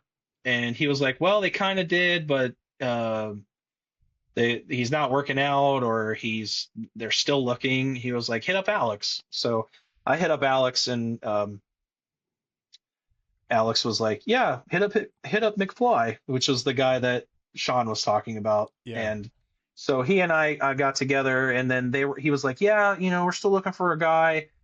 He was like, Alex speaks highly of you, so does Colin. And he was like, we're kind of changing our style. He was like, we're kind of going more for like a Viking metal style, like Monomarth, but more death metal. Oh shit. And I was like, cool. Like, do you mind if I play blast beats over that Viking metal? And he was like, no, go for it, please. That's what's up. So I joined, and we put out an EP, like a 4 or 5 song EP, and then we did a 7-inch also before I quit the band. And they didn't do too much after that. I think they got a new drummer after me and played a handful of shows, and I think they recorded a couple of songs, but I don't know if they officially put them out. But when people ask me, like, well, what does King's Blood sound like, or what did they sound like, I compare it to Amon Amarth meets Carcass, because I was like hugely influenced by Carcass at the time, especially like the necroticism and heartwork era of Carcass, like the more clean produced sounding Carcass records. And that was kind of like actually kind of like right at the beginning of when Carcass was coming back, when they came back with Surgical Steel, and they got a new drummer and stuff like that. But yeah, I did that band for a while and sprinkled in a handful of bands, here and there. I played in a band with Jonathan called Hadak Ura, which we started out trying to sound like Cursed, but it didn't end up sounding like that at all. Like, Yeah. that was our hope for it to sound like kind of just like pissed off, kind of like Bastards was in a way, like not really like the Tragedy and Cursed vibe, but it ended up going a little different kind of way. But Yeah. we played in that band for a while, and then I actually I got really sick of playing music, and I never thought I would ever say that in my life. And I just got really tired of kind of bouncing back and forth between bands. Like, after I got done with the Trivium thing, and I got married, and I just kind of just got sick of it. And Yeah, sometimes you need a break. I've been there before. Like, especially when, isn't it weird? Yeah, when Fastwell broke up, that was a huge thing. Like, I think for all of us, we surprised ourselves because as like I'm living my dream right now. We're touring all the time. We were doing decently sized tours. We weren't making much money, and that was a big issue. It was just like years and years. Like people are like, we want to start families. We want to like do this as a business, and if we can't do that, then what are we going to do? But that day that we all decided to like call it quits, basically at the same time. I don't think everyone was completely 100% there, but for the most part, we were kind of just like all dropping like flies that day. And then later I think Yeah. back and was like, wow, I really like, I had my dream. We were doing it with my friends, touring all over the place. We had a record about to come out, and we just said, fuck this, we're done. And that's the only way to explain it, is you just needed a break. Like, and you were like blinded by all the shitty stuff about tour and how exhausted you are, and how like I can't come home and get a place to live. I'm always trying to find a job when I get back for a month or two, which they'll never take you if you're going to leave again. So Right. so life was very fun on the road, but then you get home and the reality of the situation is like, okay, I'm getting into my mid 20s and I'm still not making shit for money. And this is really cool, but like that all that side starts to weigh on you more than the love for it, and then we just all kind of hit that wall of we're done. And so I took a long break, and that's when I moved out to LA and then ended up in a band there, and that was fun. But then we broke up because there's always one guy that's like not showing up or something, and then Yeah. so we did the pop punk thing, wanted to go on Warp Tour and all that, but that was like a pipe dream. And then yeah, I took another break, and then up until now, like I wasn't playing guitar for like a year and a half before Fastfoot got back together. Wow. Yeah, it's like I'd finally just put it to the side. I was kind of depressed for a while. I explained that in my other podcast, but I just wasn't doing shit, Yeah. and I just felt like an empty shell of a person without doing anything creative. And then this basically brought me back to life, and it's got me doing all this other shit, which is the YouTube channel and the podcasts and all that. So like Yeah, it's been super cool to see everything that you guys have done. And it was super awesome to be part of that comeback show. I So was gonna thank you say guys that for too. Thank you guys for doing that. Like you were like the first band we thought of, and obviously nights like that's awesome. these, we wanted it to Oh my be God. friends from back in Yes. the day, and like not just be us and like some random bands. We're like, let's get some friends that we've toured with, we played with, and we know very well, and that'll make it extra special. So thank you guys Yeah. too. That it meant a lot to us, and it went perfectly well, and so many people came to that, way more than we expected. So, Oh my God. That place kept filling up and I was like getting so nervous. I was like, oh my God. oh, dude, us too, because at least you guys had been playing for a year at that point, and this was our first time back on stage. I was shitting my pants in the basement warming up. I was like, I got to see you next Tuesday at least a little bit, but then I have to go warm up and get my head right. And so I watched about half your set, and I went down the basement, and Rob and I are standing there warming up, and we're like, we can do this, same as practice. Just get up there and do it. And like, it just once you get, if you've done it enough over the years, no matter how long a break you take, it's like riding a bike. Like you went up there and just like boom, get through that first song. We got halfway through challenge. I was like, okay, all right, I can do this. Yeah, I remember this now. This is fine. Yeah, you're like, I'm fine. you remember why you did it and why it's so important to you, and why we couldn't stay away after the Wax Vessel thing came out. And it was like I always knew something would happen eventually. We're all talking in a group chat every day, and uh, like I said to Was Sean, like it always pulls you back somehow. Yeah, it does. And I was curious to know, like, was it because of that release that you guys really started talking, or were you guys kind of chit-chatting back and forth before that? As a group, no. Like I would talk to Nick and maybe Rob here and there, or Joe, but it was like we weren't talking that often. Everyone was doing their own thing, and have their families now and stuff. And then once Yeah. the record came about, we are like, okay, let's start a group chat. And Sean was in it, Will was in it, like all of us, because we were talking about artwork. What's it going to look like? And then that got everybody talking. And I think Joe was the first one to say like, we should try to do like one show, just a reunion show or something. I knew it was going to come up eventually. And then yeah, Yeah. then I wrote "So Say We All" and just dropped it in there as a surprise. And then everyone was like, okay, this is sick, let's do it. And here we are. Like, yeah, like, hey, let's play something else. Let's drop a new one on these people, and then And they're Yeah. probably like, oh shit. Like, I was scared too because Sean knew about it because he texted me on the side and said, "Can you can program drums, right? You want to do a demo?" I'm like, "I already have one half done." So I sent it yeah, to him first, and then he put it, or I put it in there, and then that kind of kicked everything off. It's like, okay, this is going to be more than just a show. So I just kept writing, and we got up to like 7 songs, and yeah, I mean, I explained a lot of this on the episode before, but yeah, we kind of once Sean came back, I was looking at the songs we had and Sean's style, and we wanted to lean into the heavier side of the band. And I'm like, I love these songs, but I love them for Will, and I kind of want to start fresh. So yeah. we had Sean and I had those things we were working on for that kind of side project idea, and we were like, this can be fast flow for sure. So molded it into that. And so now, we're writing. We did keep one song from the Will era, but everything else is going to be new. And that's why it'll be a little bit before we can put out something, because we wanted to put out an EP or something this year. Didn't get to it, but next year we'll have a lot more music to put out. So Yeah, that's super exciting because shout out to hot dad bod Sean. yeah, I love you so much. He and I met for pizza earlier this year. His son, him and I went and had pizza at a place because Sean lives super close to me. He lives like 15 minutes away from me. oh yeah, I was gonna ask. Yeah, and he was like, "Hey, do you want to hear something really cool?" And I was like, "Yeah, I'd love to." And so we were outside and pulled up the stuff that you guys were working on, and I was like, God, this sounds fucking awesome. Like this is dark.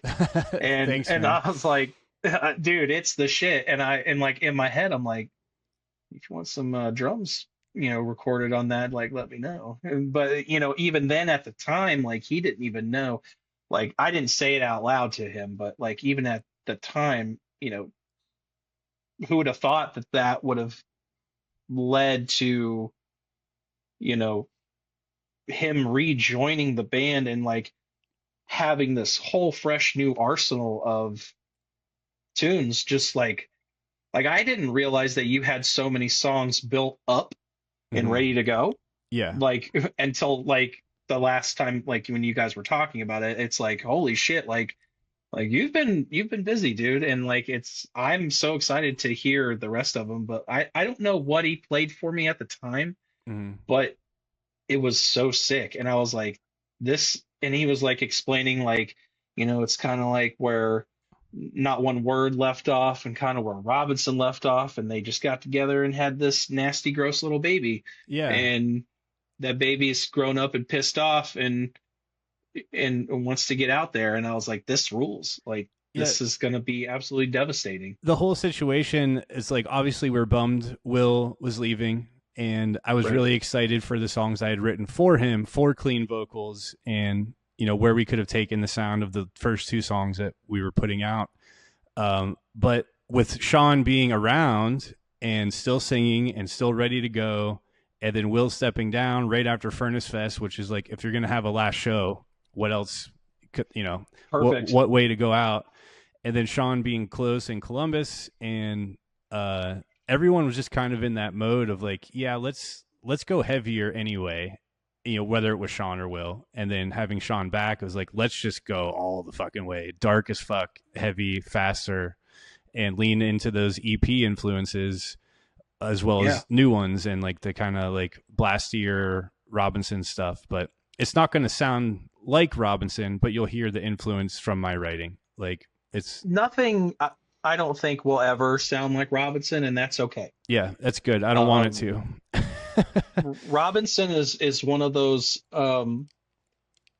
It's funny because I wanted to talk about this earlier. Like when I joined the Heartland, it was like, I had I hadn't heard that type of shit yet in my life. Like, and at the time, what they would call like MySpace era bands, Yeah. We got was all called white new. belt Like, grindcore like last week, and I was like, what the fuck? I never wore a white belt. no, Maybe Debbie did, but he wasn't part of the I Horseman think era. Debbie definitely did. No, he definitely did. Debbie and Maybe I Greg think Tommy did. did too. Yeah, but Tommy wasn't in the band then. No, right. Tommy. It's so funny that his picture is the Discogs page picture. I didn't even know that until Sean told me. That's so It's funny. so fucking funny. Like, because I remember when he was so pumped about that. Like, he went up and I think did like a handful of practices with them, and then it just never happened. But Yeah. Was he on bass? like, yeah, he was going to play bass, Okay. and it was going to be The Greg, Jeremy, and still four, but just a bass and not a second guitar. Right. Okay. Yeah. But I was bummed leaving that that because we had shit ready to go, and just the what circumstances. wasn't it called Fuck Everything? Wasn't that going to be the next Yeah, they thing? they named it that after I quit though. Oh, okay. So I think it was just like a fuck everything. Paul left. Like I think they were definitely mad at me for a while. But I kind of got that feeling, but things happen, and you got a really cool opportunity, and yeah, I've definitely upset people in the past by leaving bands. Like I know that I when I joined the Heartland, it was like it was like kicking open the door to what I would call my future, and mm, like getting to meet so many awesome bands and people, just through the connections from that being the start, yeah, you know, um, meeting you guys, meeting See You Next Tuesday, Tower of Rome, you know, those really awesome fucking bands like Destroyer Destroyer and yeah. things like that, which I just found out Destroyer Destroyer is alive. They are going to uh, they're reforming with Really? some of the original members. Unfortunately, Jamie passed away, Yeah. a few years ago, and I look forward to seeing who they're gonna put up there for vocals for that, because Jamie's vocals were absolutely fucking insane. Yeah, he was But nasty.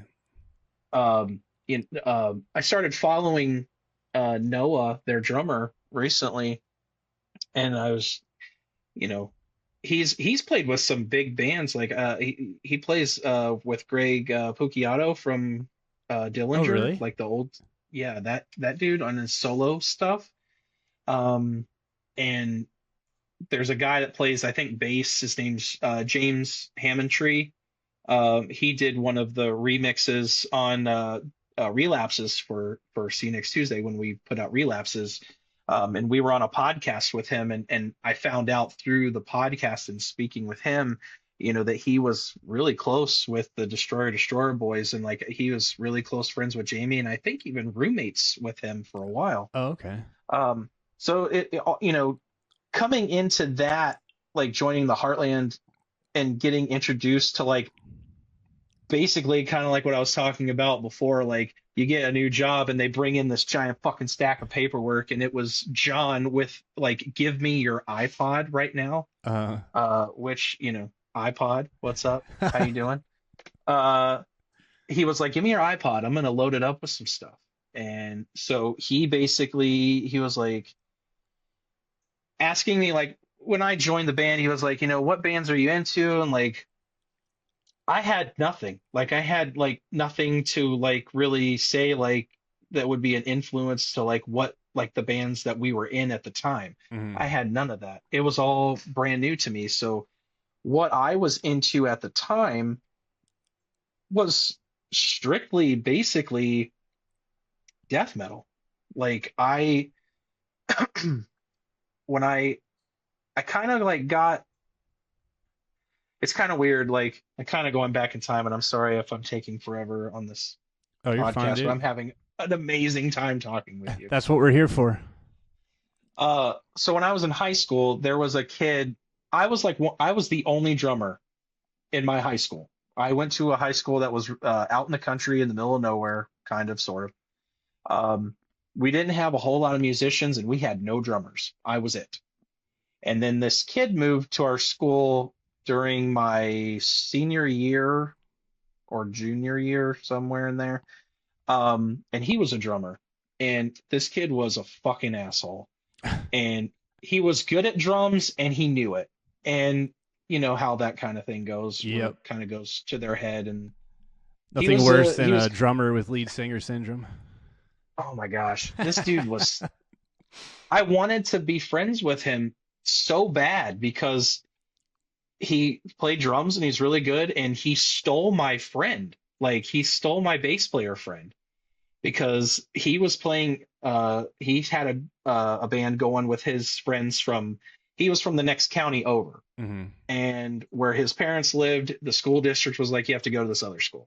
Right. So he was like, he took my friend Bobby, and my friend Bobby played bass, and they started this band that was like super techy, like between the buried, like early between the buried and me shit, like first album, and Silent Circus, like super Sick. I heavily love into Silent Circus.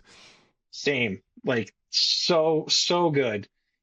And so he stole my friend, and he was like wearing these really sick band shirts, and it sticks out in my head so much because they became one of my favorite bands and still are to this day.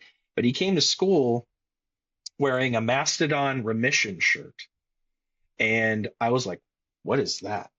And he was like, oh man, you got to check them out. So I went to the fucking mall and looked up Mastodon, FYE, and they had, Remission was like out. That was like the big thing. So, at the time, I was like, I checked them out, and it kind of like opened the floodgates to like that type of shit, Mm-hmm. like Dillinger Escape Plan, like basically relapse bands, is because the shirt was the cover of Remission, and on the back it had like this honeycomb on the back, and underneath it said Relapse Records. And I was like, okay, Relapse Records. And so I went and bought the CD, and back then CDs used to, especially Relapse CDs, they used to have like a cardboard thing that went over the top that kind of said what it was, and like for fans of these bands. Mm-hmm. And then you'd open the CD, and there would be a pamphlet on the inside showing like what new bands were putting albums out at the time. I miss that So shit. like, dude, it was the way, like the internet was around, but it wasn't the internet yet. Yeah, it made things more special when you get something, you hold it in your hand and you read it and like open it up and learn new That's things. why like, I have so much physical media, dude. Like I still buy CDs to this day. yeah, Like I try and go back and like get shit. Like I had a CD booklet for years and it got stolen. So like my copy of The Great City and things like that oh no. all went bye-bye. But over the the years only I've one I managed to have get. is right here.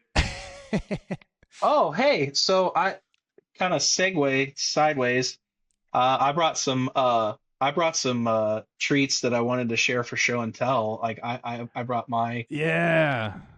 my Great City copy and Oh no shit. Wow. the EP beforehand. A lot of people don't even know what that is. No, they don't. They think it's different songs too if they're not sure. And I'm like, no, it's the same songs minus 3 from the Great City or however many. Yeah, I think it's like 1 through 7. Mm-hmm. Well, I think Because there's the one long other drawn out short song's one. not on there. Yeah. I think it's 6 songs, and then I don't remember, but yeah, you can tell the difference because the recording is very different on the extra ones. They sound shittier. Yeah. They're good. They're good. And then to top it off, brother, I mean, can we talk about this? Oh my god, I don't have one of those. Where did you find that? Holy shit. I managed to get this from Fox. Holy fuck. I don't even remember. What is that? Is that a statue? Oh, It looks like a little angel baby statue. Yeah. And it's funny because I was actually looking up wow, man. on Discogs like before we did this tonight, and there is there's a CDR image. I mean, these are all CDRs like completely, but like have this print on them. But the one on Discogs just says Robinson, a good day to die .net. .net, yeah. But it doesn't have this on it. And yeah. It doesn't have, I think it might have the 3 songs, but It's not in this font, so I don't know. Like, I don't remember I that know image. nothing. Yeah, I don't know. I don't know if we put those stickers on ourselves or what. That was right when we changed the band name because yeah, it was still a good day to die. That was the website, Yeah. and we hadn't written any grind shit yet. I don't think. The thing that cracks me up is this, uh, the Pelican CD, and this, it says www.canigetAblastbeat.com. Oh my god, I forgot about that. We did have that. And it's got your thank yous on here, and it's super cool because the first person is Cole at Conquistador Studios, and then the second thank you is from a second story window. Oh, that's cool. Yeah, shout out to Cole. If you still exist, I was trying to find you because Cole, for anyone who doesn't know, recorded Not One Word Has Been Omitted and Robinson. And I was trying to find him to see if he still had the original sessions so I could get instrumentals while I'm trying to figure out all this old shit for my YouTube channel. And Oh wow. I contacted a few people who might know him, and he just doesn't exist anywhere online. Can't find any social profiles, email, website, nothing. So it's just like poof, he just disappeared. That, that happens though with people our age now, because it's, if you think about how long ago that was, like, Yep. what, this came out in Great City came out in '06 probably, Mm-hmm. and think about, like, it's like almost 20 years ago, and probably Not One you Word is recorded 20 it. years now too. Yep. Yeah, that's definitely 20. Um, yeah, that, hopefully you can maybe track them down and look at it, Yeah. If see if you anyone can get stuff. listening might know him and could put me in touch, I would love to talk to him because that would be Help out cool guy Paul, please, yeah. because I've been loving watching those playthroughs. Like I've been telling you on the side, it's like, I can really see the transitioning between what Jeremy's doing and what you're doing, and I understand the drum parts a lot more watching you play, Yeah. those songs, like, because a lot of the kind of like the he's doing the, the mega bell Mm-hmm. blast at that point a lot of the time, but it's kind of like he's playing the riffs that you're playing on the Yes. drums. Exactly. It's like, That's basically how it was written because he would come up with a section and a count for how long he was going to blast, and he would be like, yeah, come up with a disgusting chord and then just change here and here and here. So he'd be like counting 1, 2, 3, 4, 5, 6, 7, 8, 9, new chord, and it would all be weird counts like that. And then yeah. whenever he would fill, he would be like, just figure out some shit to do. So we just go, I don't know, like, Or like those disgusting chords, like the, it's yeah, just like, it's like I was saying earlier, like, there's not ever, and I don't care who tries to do it now, there's never going to be a fucking band that's going to sound like what Robinson sounded like. And that's what I was getting at earlier. It's like, that stamp in time was so unique mm-hmm. for all of us. Like, Yes, we we all had something cool going on, and it'll never be replicated ever again. Like, people can get close and have those yeah, influences, because, like, I know that there's bands out there who are coming out now that are like super influenced by the bands that we were in at the time, and yeah. I've got bands we are in. I got a handful of messages from some younger kids, like teenagers, that are asking about Robinson. Before I had done any playthroughs, asking like, "Are there tabs or anything?" And it's like, no, there definitely aren't. But to think about like some group of kids out in California are trying to learn a Robinson song and they want to write music like that is just insane to me. Like, and you're right that there's something too about that era that was very special. It was before the home studio, before everything was digital. So the way you Yeah, recorded added to that too, which was more raw. And like Jeremy didn't record to a click. It was just he went and did his thing. We did our thing. It was very quick. We didn't have time to sit there and like cut in on parts and punch in and fix this or that. It's just what it yeah, was. It was very punk rock. And that added to it too. Like I said before, because we also sucked and we couldn't play the ideas that we came up with, that messiness adds to the coolness of the sound. And it yeah. makes it more dissonant and more dark and more just gnarly. So yeah, and thank you very much. That's a huge compliment. Yeah, dude. I don't think anyone will sound like that either. And that's not ego at all. It's just like, what the fuck was that we did? Like the drunkest band Yeah. ever. Yes. That should have been what the website was called. Just beer, Taco Bell. And I have to say real quick, now that you reminded me of that. So when I came up with the name for the podcast, I was just going through like funny shit, whatever. And in my first one alone, I literally said like what the meaning should be, and then later said, "Oh, it doesn't really have a meaning to me." And shout out to Shane Cashman, who messaged me and mentioned that. He was like, "I thought Riff Tacos was about your story on the road with Robinson, where you only made Taco Bell money," which you said earlier in the podcast. And I was like, "Oh my God, that is so perfect!" Like, it's about, we do this because we're passionate about it, and we'll sacrifice everything to go on the road and suffer through all the horse shit to only make Taco Bell money. So Riff Tacos, yep. I was like, it was right in front of me. So thank you to Shane, who I'm also going to have on as a guest eventually. He's a cool dude. Awesome. So that is hell yeah. the most perfect meaning.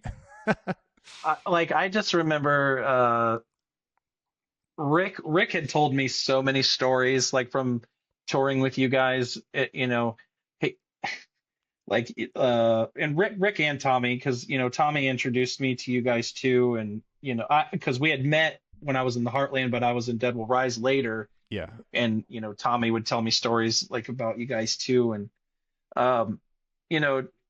just like how disgusting it was like to be in Robinson, I think, because like I think there was like a competition between Greg and Jeremy of like who would shower first, and like how long they could go without showering. Mm-hmm.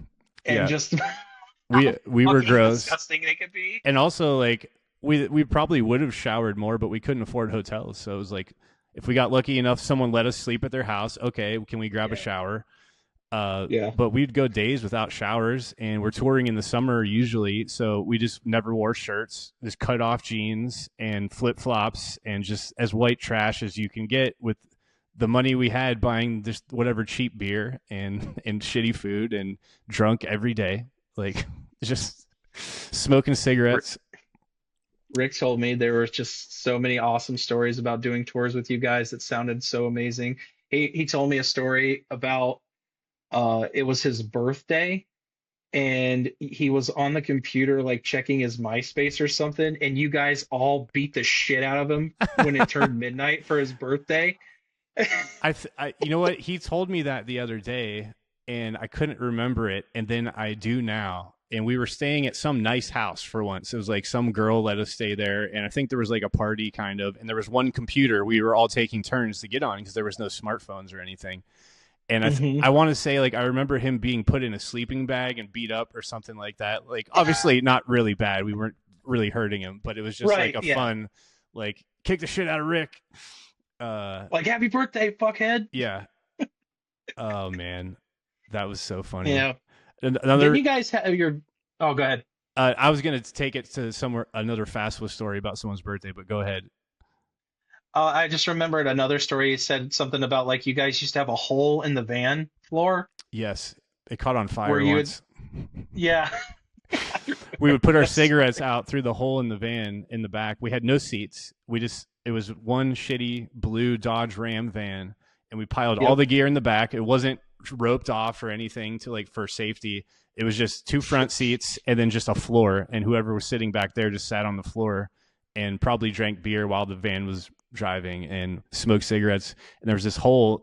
We just turned it into an ashtray, and we put it out, and like there were screws in the floor, in the carpet, that looked like Mike had like done some work on the van or whatever, but they weren't supposed to be there. So we're driving through the desert, and I was sitting back there, and I felt the screw, and I was like, this is really hot. And it started smoking. And then it caught on fire, and the carpet caught on fire, and we all start screaming like, the van's gonna fucking explode, pull over.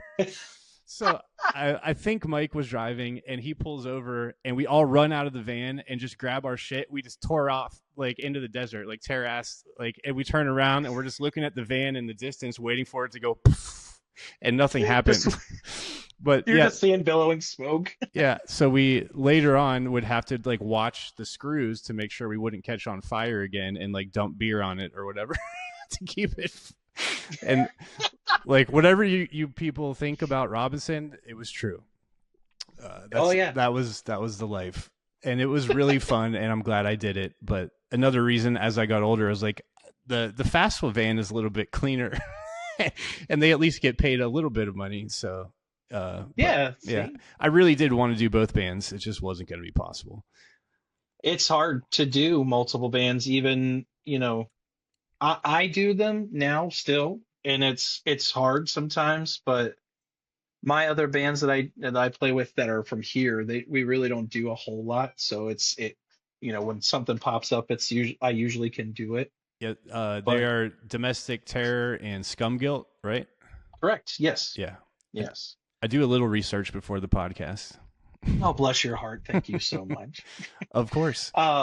You were saying something, you wanted to tell a story about a festival story. Oh, yeah. So when we were on tour, was it Europe? I might be getting my wires crossed. Was it the? No, it wasn't the Red Chord. I think it was the kid who was playing guitar in All Shall Perish as a fill-in on our first bus tour, and it was his birthday. And we were drinking, and then after the show was over, we went outside the venue and we duct taped him to a telephone pole. And we're like, happy birthday. There's pictures of it I have on my hard drive. I'll try to find. I forget his name. I think that was the band, so I could be totally wrong, but I remember that story, and I remember the picture of him just like this. I think we pulled his pants down too, and he was just duct taped to a telephone pole. Just like So older brother pranks. Tour is so fun. You really do become a family. you do, like we did our first big tour this year. Like Yeah, I was going to ask about that. How was that? It was like 10 days or something? it was 17 days. 17. Holy shit. Yeah, took a lot of PTO time from work. Yeah. Um, I'm surprised I got it, to be honest with you. But yeah, so like when we started playing shows again, I say again like I was in the band like 20 years ago, but it's like, No, I get you. yeah. You become part Like of it. You embrace the history as well. I have, this is like of all the bands that I ever played with, like, Heartland, Dead Will Rise, Cloacal Kiss, that whole era of time, just the total time of all those bands that I was in at the time, I've surpassed that amount of time Right. in total and just being in this band. So Yeah. it's, uh, and that's like another thing. Like I talk to people, like some people will come to shows and they'll bring like the Parasite record and intervals for us to sign or CDs. And they're like, hey, do you mind signing this? And I'm like, I just want to let you know, because some people are really weird about it, but Yeah. I didn't play on these records. And they're like, some people will be like, oh, Yeah. okay. And then they'll walk away. And it's really weird. But I want to let them know because, like, I'm not on that record. Yeah. And some people are like, I don't fucking care. Like, you're in the band now. Fucking sign it. Yeah. Most people, feel like most people are like that because I do the same thing because I wasn't on the EP in Delinda. So I'm always clear about that. Or when people message me and ask about stuff, and I'm like, I joined in 06. We did conversations, and then that was it. Yeah. But yeah, there was one guy at our reunion show who was like that. He was like, are you on this one? And it was like conversations. I was like, yeah. Like, when else would I have been on if I wasn't on any of those three? Right. There was a guy that came to the reunion show. His name's John. He brought the record with him, and he was like, can you help me identify everybody who's been in this band that's here tonight? Mm-hmm. And I was like, yes, absolutely. So I kind of like took him around to everybody, and like you were in the group at the time of people that I was like, I think Rob was standing there and you were standing there and maybe Joe, and he got everybody's signature including Sean's, and he was like, dude, thank you so much for like helping me do that. He was like, because I don't know faces too well, and Right. I also am kind of shy about asking them to sign this type of stuff. And I was like, yeah, dude, no problem. But yeah, like, so that's the thing. Like I can't kind of like, I want to let them know, like, hey, I'm not on this. So, some people are weird about it and some are not at all. But like, you know, going back to my point of like playing shows and stuff, it was like we did these small runs. Like I'm staring at a poster right now of did you see the Magic card print that we did that Fox made I for think See You so. Next Yeah. Tuesday? So he made like we made stickers that have a little QR code that we were handing out on that tour. You could actually, I think you could like buy them for like 50 cents or whatever, a dollar. Because they were holographic and they looked fucking super Yeah, sick. I do remember those. Those are awesome. He turned that into an actual like Magic card poster, and there's 120 of them. And we did this small 4-day tour with this band called Bandit from Philly, who are fucking awesome. If you don't know them, check them out. Bandit, love you guys. Paul, if you haven't checked them I out, will check they're them out. fucking I they're got a list. incredible. I'm making Horse Bastard, Bandit. Yeah, all of them. Don't forget Waylon Jennings on that list too. So, Yeah, please.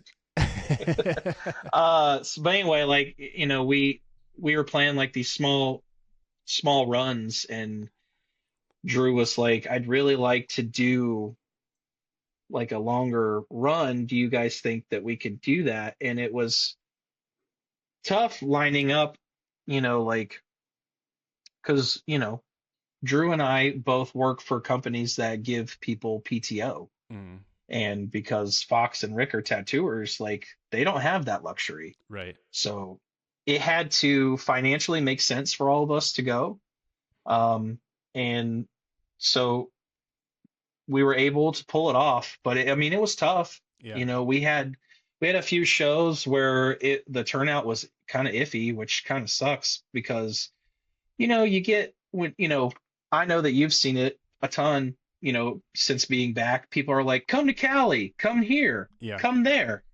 And it's like, well, we're almost 40, or some of us are in our 40s. Like, Yes. we're doing what we can, and we love everybody to death, and we want to be able to do, more things, but it's like logistically, it's fucking nightmare. Yeah, that's Like, exactly where we are because we've been asked to do a lot of things. We got asked to come out to California last year or this year. I keep saying last year, but it's still this year. Um, yeah, close enough. Texas, anything that's not driving distance is going to be flying because we can't do a long enough tour to go all the way out there and all the way back. So then you have to take into Right. account flying gear, backlines. And we're not trying to make bank off this or anything. Basically, it's like as long as everything is covered and we're not losing money and it's exciting to do, then we're into Right. it. But yeah, like we can't just go out to Wyoming and play for 20 kids. As exciting as that was back in the day, it's got to make sense for people to leave their families and kids and businesses and all that. And Right. I even though I can do pretty much anything, I work from home. I could work from the road. I don't have kids. I don't want to go out like we used to unless there was like some decent money involved. And it's just it's a hard life, and we're not going to be partying like we used to or anything like that. We want to but you still like a nice hotel bed to sleep in each night Yeah. and not like super long drives and just to have the basic comforts that we didn't have and didn't care about back then. But Right. Because you had a better back. yeah, that too. So you're right. It's a whole ordeal to make anything happen, and we are doing the best we can. We've had an offer for next year that we're considering to do like a 4-day run somewhere. Can't say yet. We have maybe something with you guys coming up. We'll see. So Yeah, we'll see. that's exciting. Other than that, yeah, we're just focusing on the new music and getting these new songs written and recorded, and hopefully we Yeah. can do as much as we can with you guys next year. Do you guys have any plans to share at the moment for next year? Or? As of right now, no. We have one show that is confirmed, but it hasn't been announced yet, so I can't say anything about it. But you know about it. Yeah. Um, but yeah. So other than that, no. And it kind of is. It's kind of nice actually, Mhm. because I think we learned a lot from going out on that long run this year. We did a lot. We did a lot this year. So I think in total, I want to say we did somewhere between 20 to 30 shows this year. That's impressive for a not full-time band. It is very impressive. Now, all of the big chunk of it was all at once. So, Yeah. the tour that we did, like we started in Detroit and snaked down, got to Texas, played a handful of shows in Texas and crossed over to Florida, went down and up and then came back up that way. Sorry if that was really loud because I feel like I just screamed at everybody. But we had 17 shows or 18 shows. Uh, Mr. Factoid, Drew would absolutely know exactly what it was, but I'm assuming I think it was 17 shows or 16. I remember it But was we either had Drew or Fox that told me, like, rather than spreading it all out like throughout the year, we want to try to do one big run. So we're not like always like, okay, now we got to take off work again and go out this weekend and then just get it all done at yes, once, which does make yeah, sense. it does. It's how we did it in 2023. Uh, we kind of did almost like long weekend warrior type stuff. We tried to do some stuff like where we could get weekends involved or like holidays because Drew and I would get those days off and we wouldn't have to request time off. Yeah. We would just like automatically have it. Um, but like doing that one big shot, like we had one day off, and that one day we had to drive from fucking Houston, Texas, all the way to Tampa, Florida, Oh my God. in one day. We had Oh, fuck that. we had an awesome show though. The last show of Texas was a big festival, um, Mammoth Fest, if I believe that's the name of it, Mammoth Fest. Yeah. Mm. This guy Alexander put it on, and it was such a cool fest. It was at a bar that you could smoke in, Hell yeah. and it was their last show that they would. The bar was going to be closing, and they wouldn't be having any more shows there. Either that was the case, or the actual bar itself was shutting down, and that was the last show that was ever going to be played there. Mm. But it was coincidentally. Do you remember the band Thumbscrew? Hmm. Okay, so Thumbscrew kind of got back together because of the Wax Vessel hype and stuff like that, and did a handful of shows when, after their release got announced and stuff like that. They did a handful of shows, but then they were kind of like, yeah, I think we've done what we wanted to do. We got to have some fun and kind of live that nostalgia, and I think we're going to call it quits. So they were the co-headliners with us for that fest, and that was their last show. They played right before us. Oh, wow. They asked us to be the headliner of that fest, and then we found out that they were going to be right before us, which was really cool, because their singer Daniel and I started chatting back and forth and stuff, and became friends. And so uh, it was super cool to watch them play. The first and only time I got to see them was their last show, which was super cool because they were on top of it. They were playing incredible. It That's was such a cool. fun night. But that one day off that we had to just we went and stayed somewhere kind of close to the venue. It was probably like 30 minutes away, and then we just got up the next day and just fucking hauled ass to Tampa. And we didn't get to our venue until like 6 p.m. the day after. Oh, wow. Like, so we were like just driving and driving and driving and driving. And it was brutal, man. But like, I will say, though, that those we've done so many of those brutal drives all the way across Texas, or you got to get to the West Coast from Texas, something like that. If the yeah, show that you're rushing to make it to is good, it can make you forget about that whole drive. Like, yep. So that does make it worth it, because you always remember it's like those 30 minutes or 60 minutes or however long you're playing on stage. That's what it's all about. And if that goes well, then you're able to keep going, because all the horse shit and shit you suffer through, it just melts away, because you're like, this is why I'm here, and it was fucking great. Yeah. If it sucks, Yeah. then you're fucked. But It was cool because, we had that whole tour, we had really great bands that played with us. Like the beginning of the tour, the band that did the most dates with us and kind of like almost co-headlined with us was Mouth Breather. They're on our label with us. yeah, Totally different musical style from us. They're not like grindy at all. Super nice dudes. And so they joined us after a few days of the tour starting. After I think they joined us in Memphis was like the first day with them. But we had bands like Mutilatred from Toledo like start off the tour with us, good friends of ours. And then once we got to Memphis, that's when Mouth Breather joined.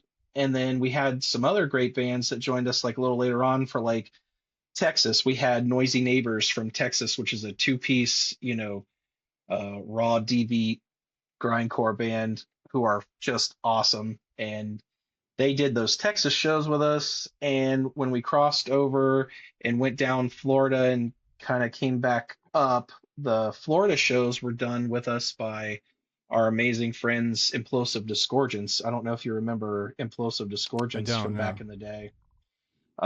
Super sick death grind slam shit. Shout out to Jeff and all those dudes.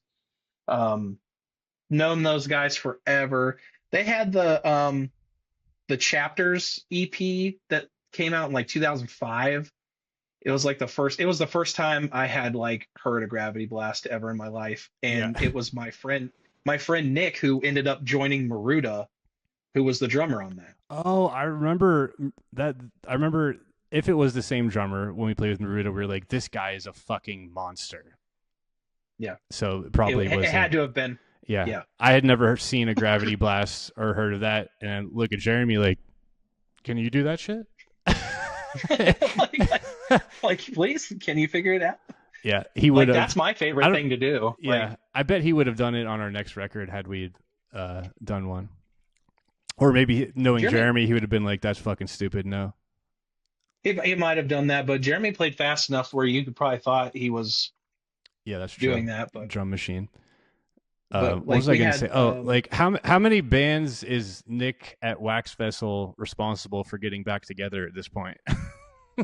man, a lot, and I I need to have him I on, by can't the way. So Nick, you're coming on at some point. have him join, and yeah, he would be a great person to talk to because you know he he did start like bands like these types of bands like getting more recognition, like unless you were in the scene back then, like a lot of people don't know Yeah. about a lot of these bands. The whole And era of bands after us kind of got the fruit of the labor from what everyone was doing back then. And like I remember I was way out of things at that point. I'm seeing like heavy ass bands on Warped Tour and shit. I'm like, what the fuck? What's going on here? And it was way more yeah, popular than ever. I was like, damn, it we were was, we were and a little bit it's too early. but that's kind of nice though, because it's like It is, yeah. when you look back at when you look back at it, it's nice to know that like you had a hand in building something that was truly a once in a lifetime experience. For Like, sure. because that time was so unique. Like the internet was not at all what it is now, and the access to you know getting things like this, and Yeah, you still had to seek you had things to go to out. shows. Yeah. Yeah, you had to go to shows, and like I you would pick up CDs from bands that I loved, and like that's what bummed me out when my CD booklet got stolen. Like so much shit was gone. Yeah. So it's like I still have my I original luckily CD booklet from high school. Like it's still as it was. Everything's in the same place. I keep it in this box with like a bunch of memorabilia stuff. Just I keep over the years, but I open it up and it's just like it's like frozen in time where I used to put everything. And like the CDRs I would burn that I didn't care about getting scratched, I would just shove them all together in one slot. Like, Yes, yeah, exactly. That's like what I'm talking about, and it's like we came from such a unique part of time that is it's really cool to be able to talk about it now and still like kind of live it. Like there, yeah, like we get fans who listen to us back in the day, and they come to our shows, but then like we get new fans who never have heard of us that were like, like on the tour, like some of the fans were coming to see Mouth Breather, like, and then they stayed to watch our set after it, mm-hmm. after they played, and they were like, "Oh my God, like we've never even heard of you guys. You guys are insane. Like, you guys got new fans." And it's really cool. And it's like some of these people have have been listening to us for a while, but it's like when we were doing this shit, they were in like second grade, Yeah. It's really which crazy. is which is funny and insane to me. I'll be Like I'll be turning 40 next month, and I sure don't feel like it. I still feel like I'm 20. hmm And none of that shit seems that long ago, but an entire generation of new people has grown up. And yeah, like uh the other thing about like the old fans versus new fans is when we broke up at that weird time before Conversations came out and didn't give a shit what happened, we uh like late you realize later on all these people who found us afterwards from Conversations, and they weren't the people who loved the EP or like play I Tried Voodoo once. They loved Conversations, they loved the singy stuff and the cleans. And so we kind of have this yeah, split between fans and people who would reach out and be like, I found Conversations in like 2012 and I found out you were broken up, and I never thought I'd get to see you. And so we announced the reunion show. We had people flying in and driving in thinking that might be it. So super thankful for that. That is just incredible to think about, that we didn't even tour off that record and it's made its way around and it has its own fans. which is crazy to think because I didn't realize that because the last time I saw From a Second Story Window was actually here in Columbus. And you guys, it was See You Next Tuesday, August Burns Red, and you guys. Was Devil Wears Prada on that too? No, they were not. Okay, that was a different show. Yeah, that August Burns You Red guys tour was awesome. you guys played a place here called Little Brothers, and it was a small room, open room, but the stage was probably about 5 feet tall. Like you guys were up real high, and you know you guys, uh Will, you know how Will's like a real inviting person, and he was like, come up on stage and rock out with us. And Mm-hmm. I jumped up there and I just went and snuck back and I sat behind Nick. And I was just like, why are you like the best drummer I know? I love you so much. Nick Huffman, you're the best drummer. I love you so much. I love him too. Thankful to He's play literally with the him. best drummer. Yeah, no, he's I've played with him more than any other drummer I've been with at this point. And, obviously love Jeremy to death. We're talking him up a lot, but Nick deserves tons of love, and he's Tons. my favorite drummer to write with. I always tell him when I'm trying to come up with a part and demo something out, I just go, what would Nick do? And that's been Right. been my philosophy even when I wasn't writing for Fastwell stuff. Just like whatever little demos I was doing by myself or my pop punk band or whatever, it'd always be like Nick's style is just ingrained in me. And super thankful we get to do this again now and having so much fun putting this new shit together.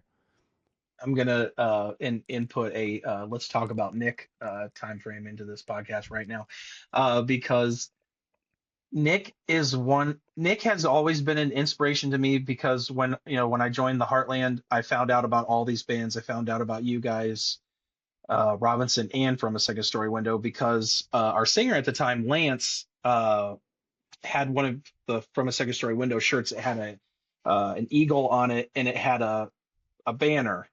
that Mhm. said "From a Second Story Window," and he was like, "You got to check this band out. They're fucking awesome."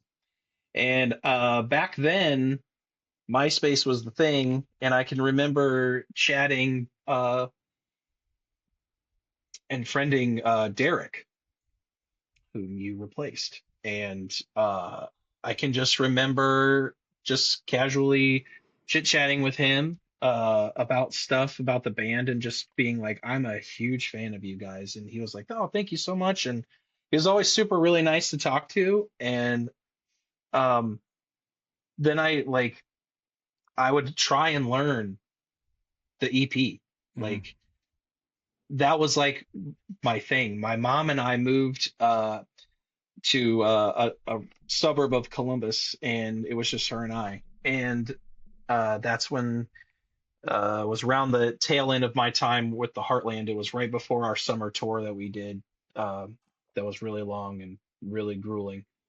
But I can remember sitting in my basement trying to learn. I tried voodoo once, and I I think I got it. But like Nick does so much cool shit. Like it's so tasteful and just like it's like that guy that did the The thing Salt with Bay. the salt guy. Yeah. Like his stuff is like he hits so fucking hard, and but it's with a finesse that not many drummers have. Yeah. Like I a few always years compliment ago. him on that. Like, of all the drummers I've played with, he obviously hits the hardest. And when you're playing fast music and hitting that hard, it's just, yeah, like it makes everything just so heavy. And that little sprinkle he does, like he's very good at making fast, chaotic shit catchy and stick with you. Because that's my problem with a lot of like grind and death metal stuff. It's just fast to be fast, kind of gets boring, but Right. his drumming makes everything so interesting to listen to. And it has emotion and it's human. It's like, yeah, I love listening to the most ridiculous drummers ever, like, George from Nile. Take that as an example. Like Yeah. that guy can do just so much insane shit, but I'd much rather listen to a guy like Nick play something because he's Yeah. got, not to say that George doesn't have heart at all, because I am not saying that. Right. It's just it's a totally different style and a totally different feeling, and it's because I feel like I play that same kind of way. Yeah. And like there's things that like that little salt sprinkle. I feel like that dude from Scary Movie, like take my strong hand when I do that. But like he That. does little shit like, but Sorry. Go ahead. he just does like little shit like um I'm trying to remember. Sometimes song names really get jumbled in my brain, but the song on the EP where it's like da da da da da da da ding ding da da da da da da da da, Vespers. like that little ding ding, that's the shit I'm talking about. Yeah. And like conversations, like most of us are normal, like the little thing, like the little bell hits. I don't know if he did that on the record, but he did it live, and I was like, that sounds so fucking good. But like those doom, doom, doom, Yeah. doom, doom, like that, it's so, god damn it, Nick. It's so good. I love it. It's so simple It's and but memorable and yeah. Shit. What was I gonna say? What did you say before that? finesse. No, oh, the bell thing. Yeah, so he started doing that live because we don't play to a click or anything. So that was just to help keep time. But then, yeah, it sounds Yeah. fucking great. It's like makes it more atmospheric with all the delay and reverb on the guitars and stuff. And yeah, but back to what that's what I was gonna say. Like shredding versus playing for meaning. Same thing with me on guitar. Like I can watch a guy shred like all day, and it's like that's cool, but like you're not moving me in any way. And that's why like Right. Stephen Carpenter from Deftones has always been one of my favorite guitarists. Just simple as fuck, but his chords are so beautiful, and he could make me feel more with one chord change than any shred just for the sake of shredding guy. And that's always been my philosophy when I write. And same thing with Robinson; it was all chordal, It wasn't just Yeah. like we had some of that shit for fills, but it was all about creating a mood, and Yeah. that's what I love. So I've never been a shredder. I don't care to shred. I can play fast things and whatever, but like you'll never see me ripping a solo or anything. It just doesn't interest me. I get it. Um, I must ask, since you brought it up, what's your favorite Deftones record? Oh, that's tough. My go to is to say Around the Fur, and then I'll go Wait but White Pony, and then Diamond Eyes is up there. If I have to, I'd say Around the Fur. Okay. There's something special and magical about that record and the in between of where they were going from Adrenaline to White Pony. It's pretty Mhm. raw still. I love the lyrics. So yeah, that would be my choice if I had to. That was one of my favorite things about you, Paul, is that you liked a lot of the same shit that I did, like especially Deftones. Like I know that they were always like a very big influence for you, Mm-hmm. and I was like, I've only got to see Deftones one time in my life, and it was a very pivotal moment in my life to see. Um, my favorite record of theirs is their self-titled album Okay. that came out in '04 I or love that one '03. too. Yeah. There's something about that record that's very emotional, and you can kind of tell that the tempers and the way that the band felt about each other at the time was really Mm. not in a good place. And they literally put on one of the best live performances of any band I've ever seen. They literally left it all out on the stage, but they were on tour with Metallica for the Summer Sanitarium tour Wow. on that record. And that was it was Linkin Park, Limp Bizkit, Mudvayne, Deftones, Metallica. Holy shit, that's a lineup. Like that is yeah, and it was at the stadium where the Buckeyes play. Okay. So my mom, cool mom, Tina, cool mama T, she took me to that show. And she and I had to park kind of far away. And we got to the show, and Deftones were getting ready to open and go on. And they would not allow us to take my stepdad's expensive ass binoculars into the stadium for some stupid fucking reason. Huh. And she was like, they were like, you can either like leave them here or you just got to toss them. And hopefully they're here when you come back. And oh, I was like, Yeah. fuck that. And she knew how bad I wanted to get in there and see Deftones. She was like, go in there, just go ahead. I'm going to walk these back to the car and I'll be back. We had actual seats in the stadium, like kind of up high. But for Deftones, I snuck down and was able to stand on the floor of like the stadium. I was in the back, but I was Yeah. super close, and the visual distance was insanely different from when we went up to see Metallica and the rest of the bands. But I stood down there for the entire Deftones set and was just fucking blown away because they just murdered it. And then Yeah. I went back up to our seat, and my mom hadn't even gotten back yet. So if, she would have made me go back and take those binoculars, I would have missed such an incredible performance. And I'm Yeah. glad that she was just like, just go in. I know that you're wanting to see this, but And how old were you then?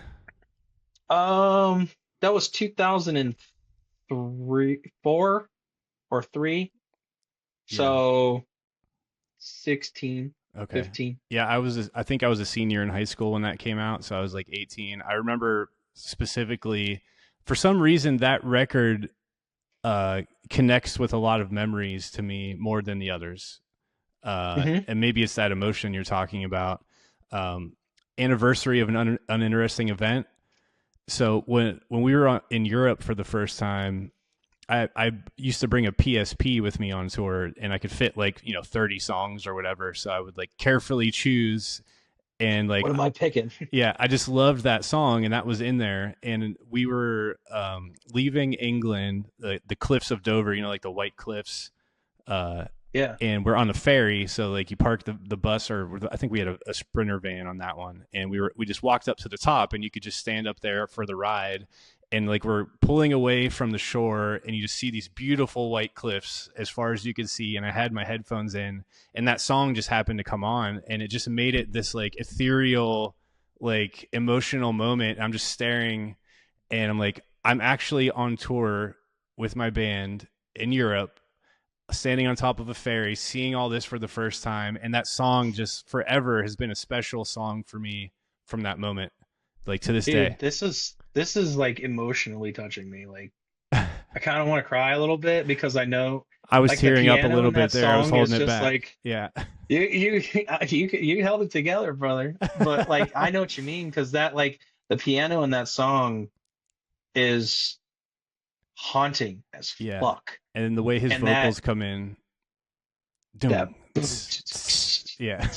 yeah, and that little like kids piano, like the little Fisher Price sounding like Yeah. little piano at the It's end, like it's that just a last whole note. vibe. Whatever they did was just pure magic on that track, and that's why it was on my PSP as one of my songs. And then it just happened to hit at the right moment when I'm in a cool spot, and I was like, wow. So God, I'll never forget that. that's amazing. Yeah, that's there's millions of songs that people have in their lifetime, but it's like that. I like that story because you were doing what you loved at the time with your best friends, and it's just like what could fuck I might be eating a gas station hot dog later, but like this is the best fucking time of my whole life right now. Yeah, Like that was like I can die happy moment, like right now, yeah, because like if it ended right now, like it was more it than would be I could fine. ever dream to go over there and do that, especially 2 times. And the second time, we had the tour bus, so like that was like the big bucket list check off. We shared that with Walls of Jericho and All Shall Perish, a double decker Oh, tour that's bus. awesome. Yeah, and you said something earlier that reminded me of that, and I was like, what was I gonna say? Oh, it was when you were doing the Trivium tour, teching, and like just how different that is, how you get treated with catering and all that. And so we would wake up every morning, or not morning, it would be like 2 o'clock in the afternoon because we would stay up all night drinking. We go to sleep. We drive all through the night. You're in your little bunk with your curtain blacked out, and Yeah. you pull it open, come downstairs, and there's just signs taped everywhere, like you're like children or like dumb celebrities, or whatever. Like catering is in this room, and you just follow the signs. What? Okay. And then there's like a lunch meat tray and bagels and coffee, and then dinner is in a couple hours, and then it has what time everyone's sound check is, and you're just treated like you're dumb. You need all this information in front of you because you will get lost or something. You don't speak the language in the country, and Right. yeah. So just having that experience of like, wow, everything's taken care of, and you can actually just relax and play the show. And it was the one time we got to do that, and again, thankful for that too. That's when Was Nick. that a big tour?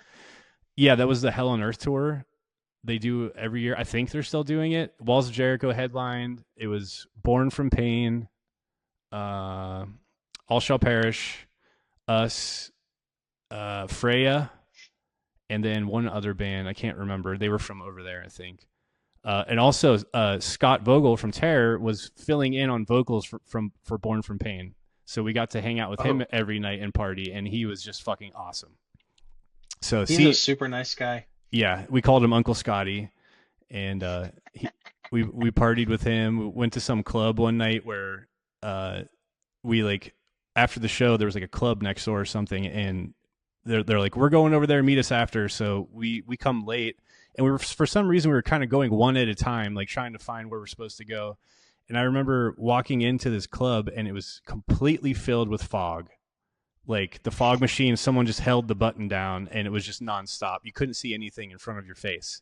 And I think we've told this story in another podcast before, but it was like the club in Europe that like Blade would show up and kill all the vampires. That's what it felt like. Just like and lights, but you can't see anything. I'm just waiting for like a European vampire to come out and like bite me. And I just keep like swimming through the fog. I'm like, there's got to be a bar in here. Like, where is everybody? And I start to see light, and it's like you come out like, whew, and you're just in this bar. And then Scott was there, and what's her name from Walls of Jericho? Like everyone was there, and like we just again like you become family. And to come up, hey, what's up? And we're having drinks, and everyone one at a time was like making their way through the fog and would get in. And Nick went halfway, and he's like, "There's no way they're in here." So he went back to the bus and missed the whole rest of the night. I heard a funny story about him over there. Getting lost or left at the Yeah, he gas got station. Yeah, and he had to like get some really nice person to drive him to the show. That was the one of the funniest thing that's ever happened. When he comes on, I'll definitely make him tell that story because he can do the accent and everything. Like for the drivers, like this Irish guy, I think. We were playing in Leeds that night, and we were outside of the city, maybe an hour or two, not too far away. And you're supposed to. There's rules on the bus for everything. So you're like, if you're leaving the bus and you're at a rest stop or something, you take off your tour pass, you set it on the driver's seat, so he knows you're inside because he's not going to go back and count every bunk and make sure you're there. So he would come back and he would go, okay, there's 3 passes here. That means there's still 3 people inside. So everyone does that. Nick didn't do that day. It was still around his neck.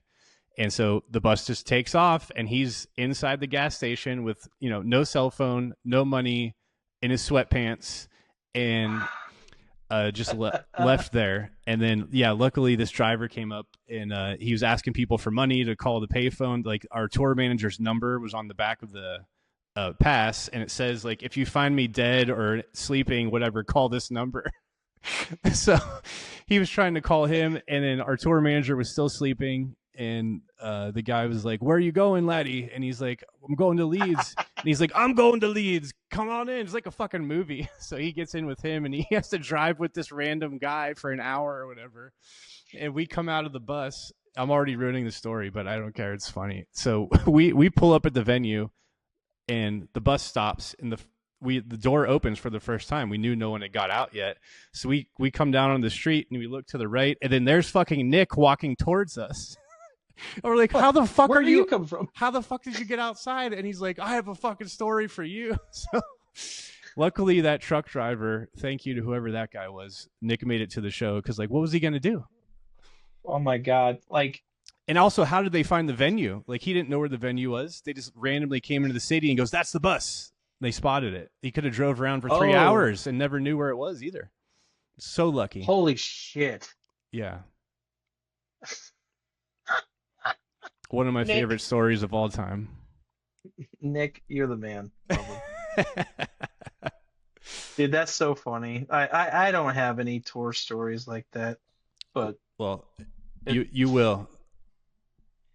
I'm sure. Like, normally I'm the one driving, so no one's leaving me behind, and I'm too massive of a person to be like, "Is everybody here?" Like, like, where's Jimmy? Like, he's literally the biggest object in the band.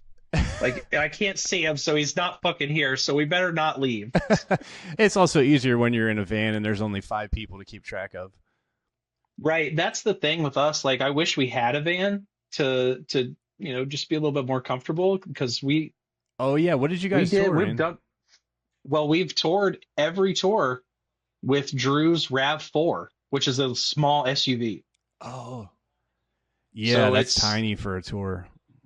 2 front, 2 back, and the hatch is where Rick resides. He's like claimed that as his spot, and I don't know how he does it. I know he's a smaller person, but holy fuck, I would just be miserable if I was back there. Oh yeah, driving from Houston to Tampa in that back there, I would kill myself.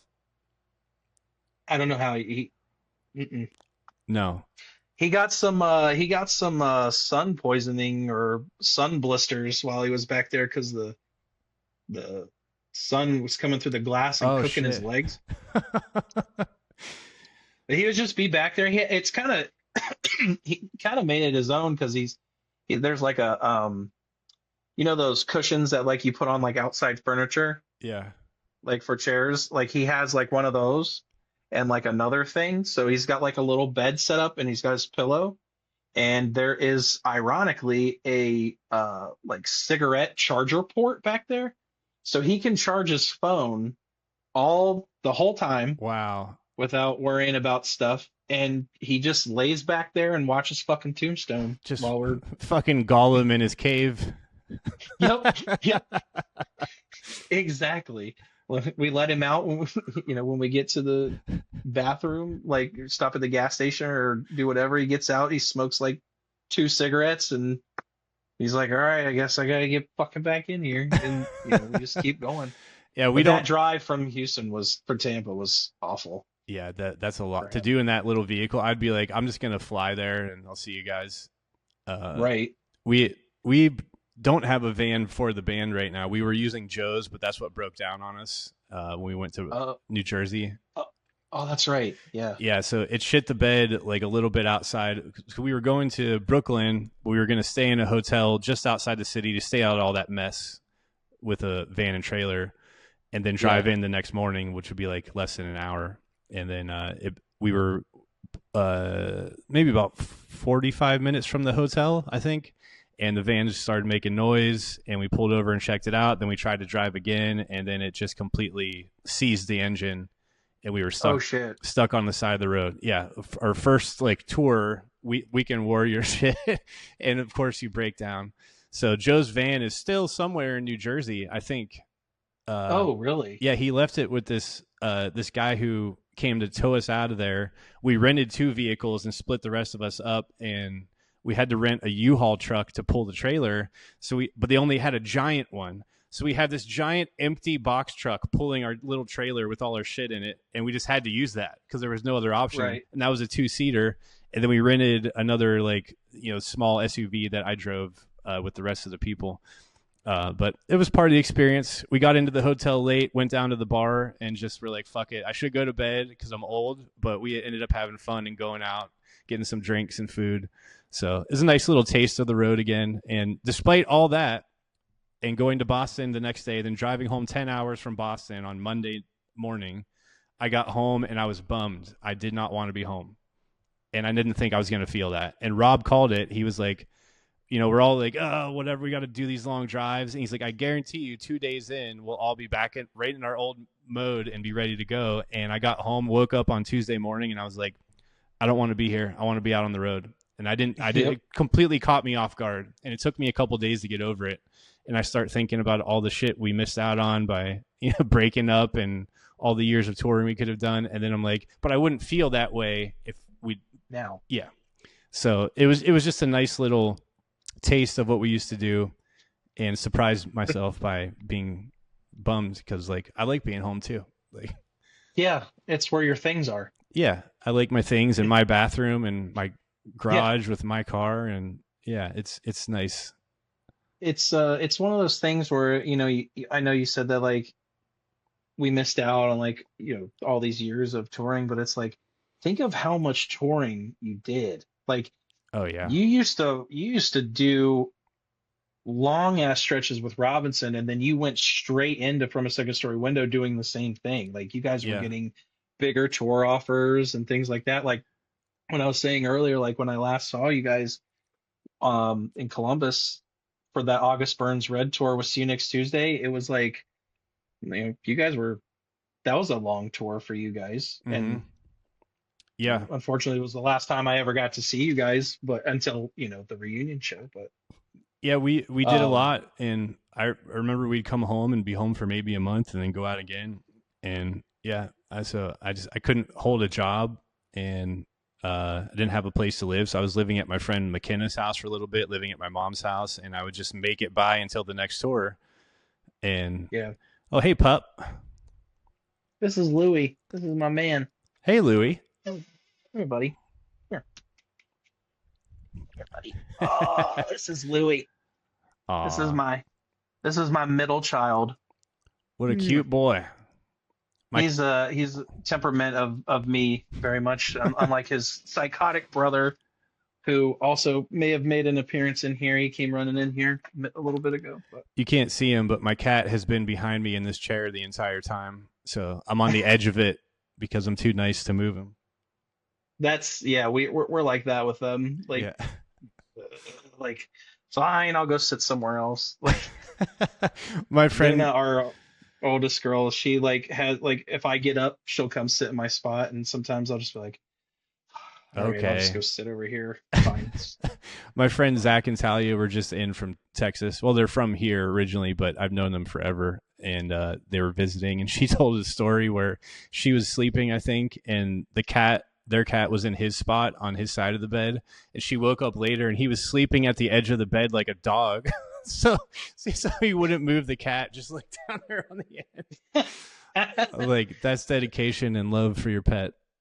Oh yeah. So we have a king size bed, so there's plenty of room.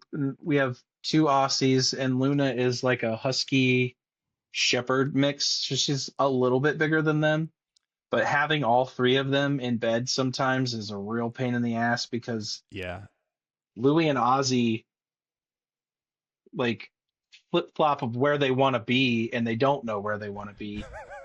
And Ozzy will get hot and get down on the floor and sleep in his bed on the floor, but Luna will just kind of just stay in one spot, and no one goes near her because they know not to touch her because she'll get pissed. Right. She'll just like she'll snap, and they'll just be like, all right, fine. But yeah, that like we sacrifice a lot for our pets because like you, I don't have kids, Mm. so those are our kids. Yeah. That's And how I see it. I have two boys. They're brothers. I've raised them since they were kittens. They're turning 14 this coming year. So wow, they're family. I've had them longer than all of my friends have had kids, which is crazy to yeah, think see, about. Like they're older than all my friends' kids. right, yeah. Yeah. Uh, That's funny that like you're the lone man out that doesn't have kids. mhm. Never wanted them. Never changed my mind. I said if I did change my mind, I want to have them by the time I'm 35, and then I never changed my mind. So I was like, okay. Yep. And yeah, and my girlfriend Gladys never wanted kids either. That was a big part of why we had a serious relationship and stayed, because long term, you run into those problems where one person wants this, the other one wants that, and sure, it's fun Yeah. and you're young at first, but then it becomes serious. Like, okay, we're gonna get married and have kids and all that. Another person's like, don't really want that. Well, So we yeah, established that early on. she rules. I was so happy to finally get to meet her at that show when we all Yeah, played she together. she loves you. She was excited you're coming on, so she'll be watching. Gladdy, love you so much. Yeah, she rules. Seeing you guys together like over the years and stuff, and then when you guys asked us to do that show, I was really hoping that she would be there, and I'm so stoked that she was. And getting to meet everybody else's significant others was so nice. Sean's wife, Yeah, you know, because most of she's them haven't amazing. seen any of this. It's all just stories of a different lifetime to them. So Yeah, and you feel like over the years of like telling about this and that, they're like, not that they are, but like it feels to you like it's like, yeah, honey, like your old band. And it's like, no, it was a real thing. And then they get to yeah, see it, and then fucking 800 people come out for a reunion, and all our old friends, you guys, nights like these, and it's like this is what it was like every night. Not always 800 people, but like right, yeah, this is what our life and why it's so special.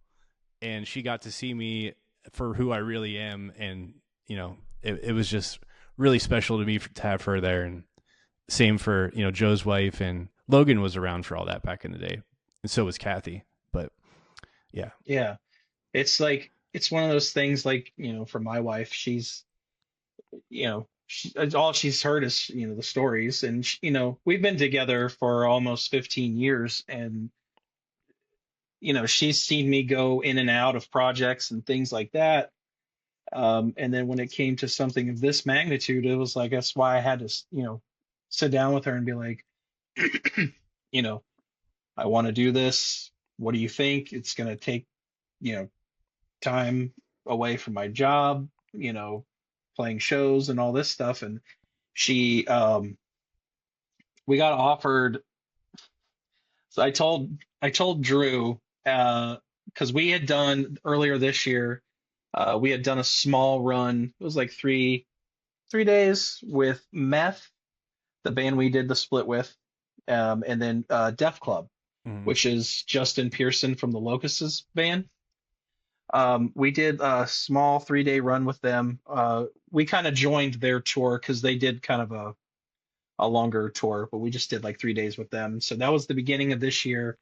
And then Drew had the tour booked out. Mm-hmm. And that took literally almost all of my PTO. Right. And I was like, do not book anything else unless Pig Destroyer calls. as a joke, Yeah. but I was serious. And so the first day of the tour, we're playing at the Crowfoot, and CJ, who puts on like a bazillion shows in Michigan and Detroit area, such an awesome guy. He's actually the previous drummer of See You Next Tuesday's cousin. Okay. CJ, awesome dude. He came up to us and was like, "Hey, so I can't announce it yet, but Pig Destroyer is going to be coming here and playing a show. Would you guys like to be part of the support?" And I think at that time he had said it was Pig Destroyer and Red Chord. And Mm. he was like, they're just gonna fly in for this show.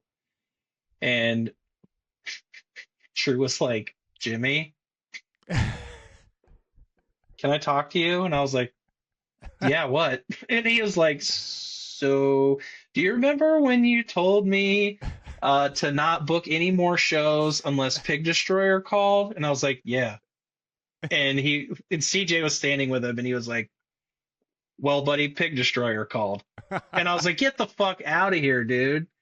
And he's like, "I'm dead serious." He's like, "That's why I brought CJ with me to tell you himself." So CJ told me, he was like, "Yeah, he was like, we're gonna have it here. It's gonna be on Friday, October 18th." And I was like, "Well, that's a Friday. That's no big deal. Like that's a 1 day off work. Mm. No problem." I was like, "Yeah, let's fucking go. Let's do it. It's Pig Destroyer. Yeah. Come on." And the Red Chord. Holy fuck. Yeah, you have to do that. And so then as time went on, they added Chicago. And they were like, they asked us, a guy or Pig Destroyer asked, "Would you guys want to join us for that too?" I was like, "God damn it." Yes, that's another day I have to take off because it was a Thursday. Yeah. Instead of going forward into the weekend, we went backwards. It started with the last show being Friday, and then it was like, "Well, we can do Thursday in Chicago." And then they're like, "Okay, well, we want to add one more show in Kentucky." You're And I like, was like, please be Saturday. like, they're like, "It's going to be Wednesday." I was like, "God fucking damn it." Okay, fine. Yes. I was like, but then I was like, I had to tap out. I was like, I literally cannot do any more because Mhm. I have no more PTO. I have Yeah. none. Like if I take time off work, I'm not making any money that day, and like that's like a call off, and not a good thing for your employer that you've been with for a long period of time. For sure. Yeah. And And so that it's great that you did that because you'd regret not doing it later. And that's such an important little tour to do. That's amazing. the thing with it is that I had 3 days. I had 3 days literally to my name. And it was like kind of serendipitous, I guess would be the word for it, to like, Mm-hmm. I have to do this. But so the shitty thing is that right now, being the holidays and Christmas, I had today off and yesterday. I was supposed to have those 2 days off. Mm-hmm. Well, I had to cancel those days and use them in October. Right. So, the working the 2 days after Christmas has kind of sucked. No, that's a But bummer. But it's I worth work it. at home. Yeah. Oh, you do? So That's good. I right here. This is where I work. Me too. So it's like I'm in the comforts of my own home, and it was worthwhile to do that for the tour. So, but at the same time, that tour was around the same time as our anniversary. Mm. And so I didn't want, she's, never once said, "I want to go with you." And I was like, "Why don't you come with me? We'll just make a a long weekend out of it." And she was like, "Are you sure?" And I was like, "Yeah, let's do it. Like, Yeah. are you up for it?" And I was like, "It's a lot of sitting around and waiting. Like, Yeah. that's like, hurry up and wait is like the slogan I always use. 90% of tour is waiting. waiting Yeah, to get somewhere, waiting to sound check, waiting to play, waiting to leave, waiting to load. yep. And hurrying up to get to all of it. Yeah, hurry Like up to hurry get, up and yeah, that's the best way to hurry put up it. so we can get to the venue for 5 hours before any door is opening to the public. Okay, no problem. So, we made a long weekend of it, and she had a pretty good time. She got to see like the ins and outs of like this was a little bit more like I would say like professional scale, like because we were dealing with Red Cord and Pig Destroyer, Yeah, who are it was just amazing seeing all those guys again, especially Red Cord. Like I know that you've known them for, forever, just from being on Black Market and stuff, and getting to experience the tour life like back in the day and stuff like that. But it's like the Pig Destroyer dudes were so nice. Um, Shout out to all the people involved with it, and it was just like one of those memorable moments that it's just like I have to do this. yeah, you And it have was to. so cool that she was with me for all that, because she got to see me be like this, like watching like two of my favorite bands play, like and becoming friends with the drummers of those bands, John Rice and Adam Jarvis. Like we are we are friends now. Yeah, And it's such a cool thing to, you know, like we text each other back and forth occasionally. It's like right. it's weird. You'd have told me like this 20 years ago. It's like, no, that shit ain't happening. So Yep. Yeah, John it's is cool as super shit. cool. I met him for the first time this summer in Boston because when we toured with Red Cord, the first European tour we did was with Red Cord. It was Brad on drums. Right. Yeah, who's also cool as shit. Shout out Brad. Brad is an insane drummer. As the Red Chord has had the best drummers, like um, Brad and Nick was his name. Was it Nick? Um, Mike on the first record. Mike, yeah. Yeah. Yeah, and he ended up going to Unearth, I think, for a while. But yeah, just like the Red Chord has just had solid as shit drummers, Yeah. and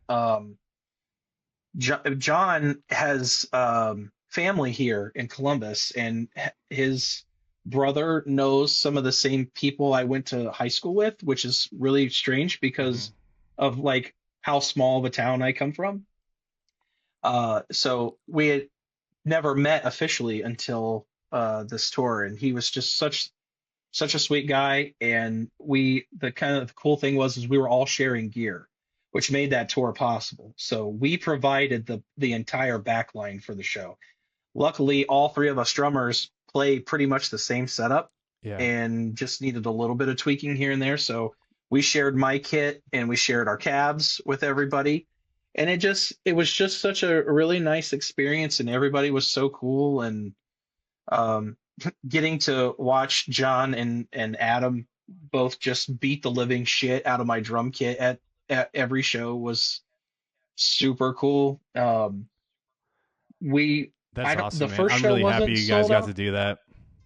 Oh, dude, thank you. It was such a great experience, and like the first show didn't sell out, but there was a ton of people there in Kentucky. But the Chicago show was completely sold out, which was insane because there were so many people packed into this room. Right. And then the Crowfoot, I don't think they can ever really say it's sold out because of how many spaces there are in that place. But there were just tons and tons of people there as well. You might as well call it a sold out show. Yeah.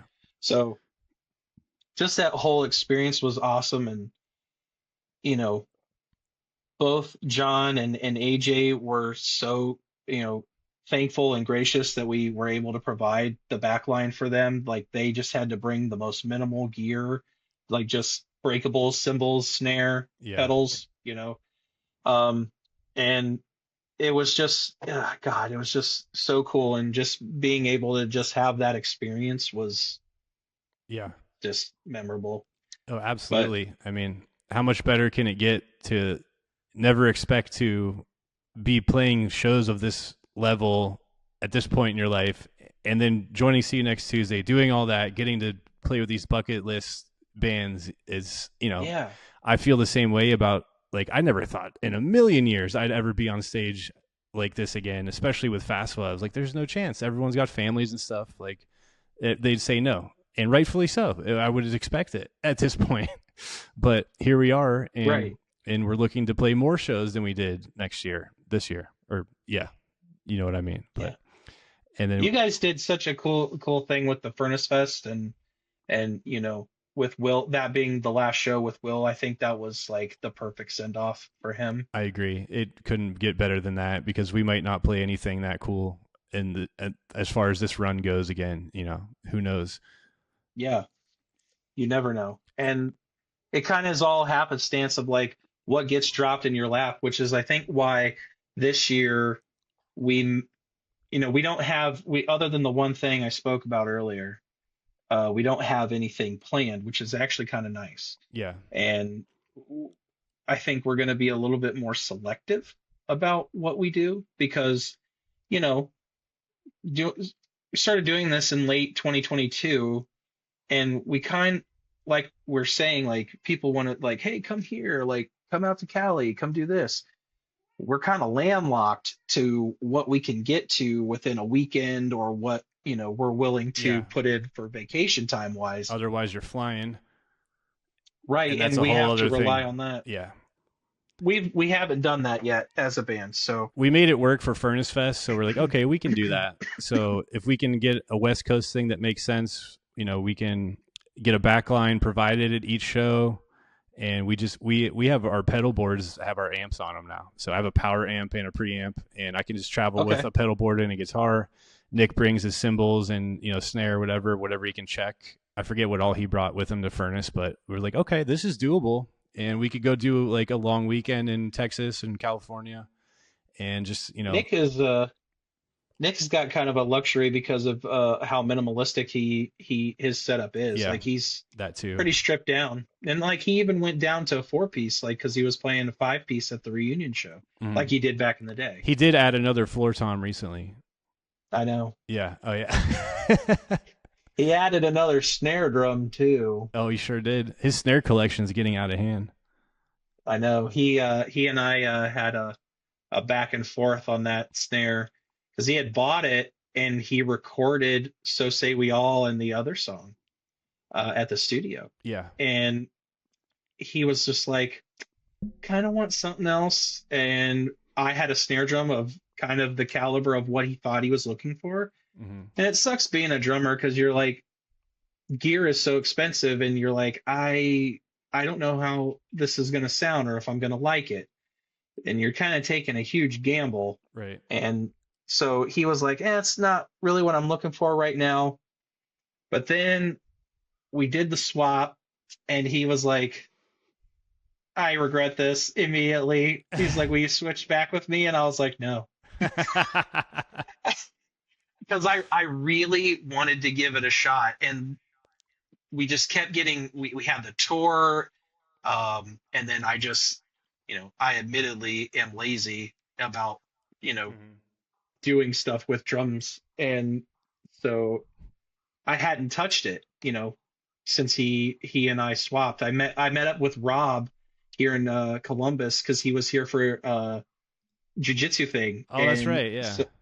so we swapped drums, and he took that back up to Nick, and I was actually supposed to give this drum to you when you were supposed to come hang Yeah. out with us in Michigan.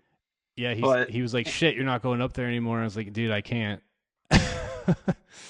well, and then it worked out because then Sean joined the band, and I just sent it with Sean. Right. I was like, Sean, meet me for dinner. And he was like, okay, sweet. Let's go get wings. I was like, yeah, let's do that.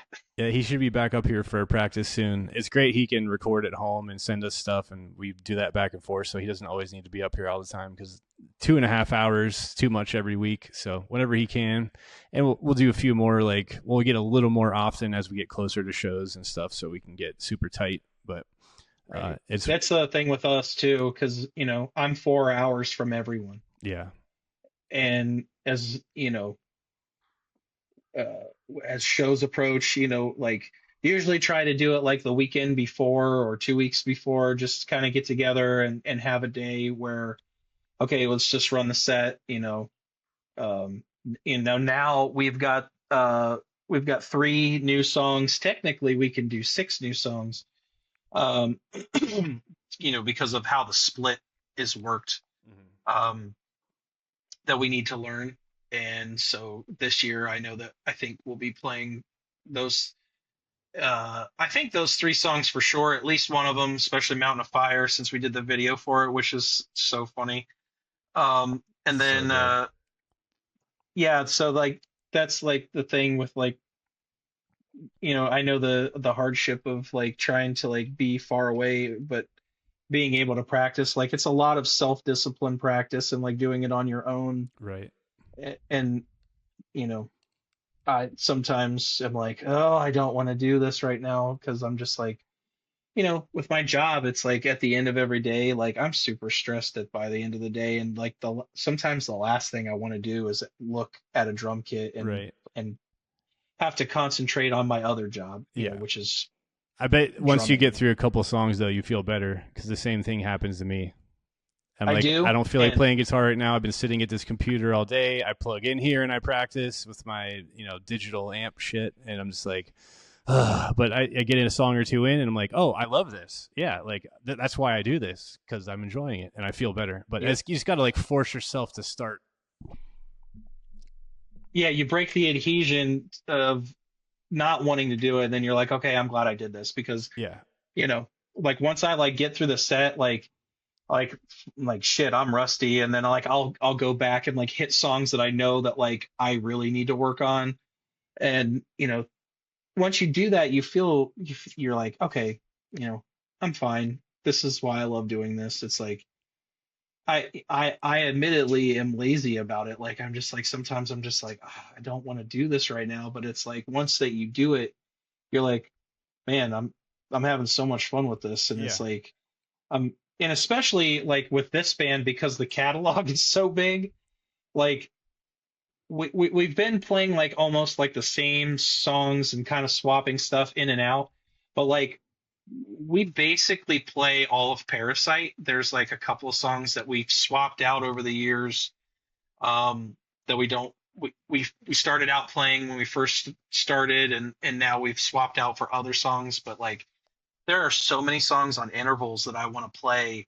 and Drew has to get another guitar and try to remember the crazy, insane tuning that he did for some of those songs that Yeah. we don't play live now. He's like, I don't even remember what tuning I was in for these because there is a bunch from intervals that you know I want to play, and I know that Rick wants to play a couple that he would just have to get a whole other guitar, Yeah. and guitars are expensive. Yeah. I you wish know back in the day I had like written more things down and tabbed things out because like you think, oh, I'll always remember this. And just like, nope. It's like you were a different human back then, completely it, different exactly, era. and you're like, And I'm like, shit. what was I playing? Like, but that's another good thing about Drew is that like when I first joined, there were things that I had questions about, like certain drum patterns, like Mm, for parts of songs, and Drew is a drummer, like he can play drums, and he was like, I'm like, Drew, like how's this part go? He goes, oh, it's just this, and I'm like, oh, okay. So, and it was nice to have that back and forth of like, okay, I'm not Andy.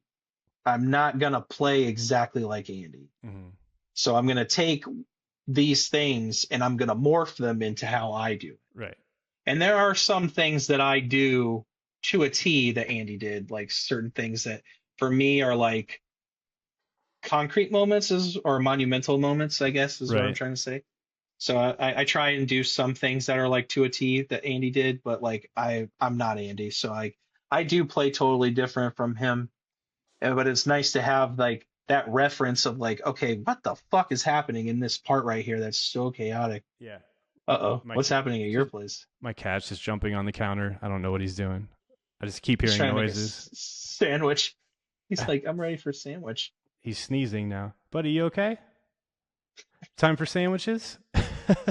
I guess we could wrap it up about here. We've done about three Yeah, we hours. could. Oh my God, really? Yeah. Paul, I'm so sorry. Oh, You dude. can edit this down to 10 minutes if you want to. No, absolutely not. We'll do another one sometime because we could talk forever, and I'm really enjoying this. So, Absolutely. We need to, you could get like Ask Fox or Rick or Drew if they want to ever oh yeah, jump on. I'm sure any of them would love to. I want to get everybody on eventually. I'm trying to like split it up. I want to get the Fastwell guys on. Whoever from Robinson wants to come on. Just trying to like have diverse guests and Hell yeah. get Nick from Wax Vessel, hopefully, if he's down. Billy from Nights Like These just confirmed we'll be doing next week. So that'll be fun. Oh, yes. I love Billy. He is such a great human. Yeah, he's fantastic. And he texted me after our reunion show. He's like, I'm making it a point to check in on my brothers. So we've been doing that since. And he's just a great dude. So I look forward to chatting with him. And it'll be like with us, this is the longest we've ever talked in our lives, and especially alone. Right. So to just sit down with people and get to know them better that I've known for years is just fantastic. So right. Thank you very much for doing this, man. It's been fantastic. Absolutely, man. I was honored to be asked, and it's just been great chatting. And like I said, the interview you did with Sean was fantastic. So I was like, shit, yeah, I'll shoot the shit with Paul, cool guy Paul, for hours and hours. Yeah, I just looked down. I didn't realize it was 3. I looked at the counter. I was like, oh, we're 3 minutes or 3 hours and 5 minutes. Holy shit! But that's with good conversations. The time just flies by. So this was great, dude. Oh man, yeah. Thank you so much for having me, man. It's an honor. Absolutely. Go follow Jimmy on his socials. Your Nocturnal Toots on Instagram, right? That's me. Yes. And Jimmy Blast Beats on TikTok. Yeah, I don't post on there too much. Sometimes I'll have some cool live footage to put on there, but yeah, we'll hit him up on the gram at least. And yes, sir. Please consider following the podcast if you're enjoying the episodes so far. I'm on Spotify, Apple, and YouTube, so hit me with a subscribe. And as always, comments, shares, likes are greatly appreciated. So thank you, Jimmy, and thank you to everyone who listened and made it for 3 hours if you did. We'll see you on the next one. See ya. Rip tacos! Woo!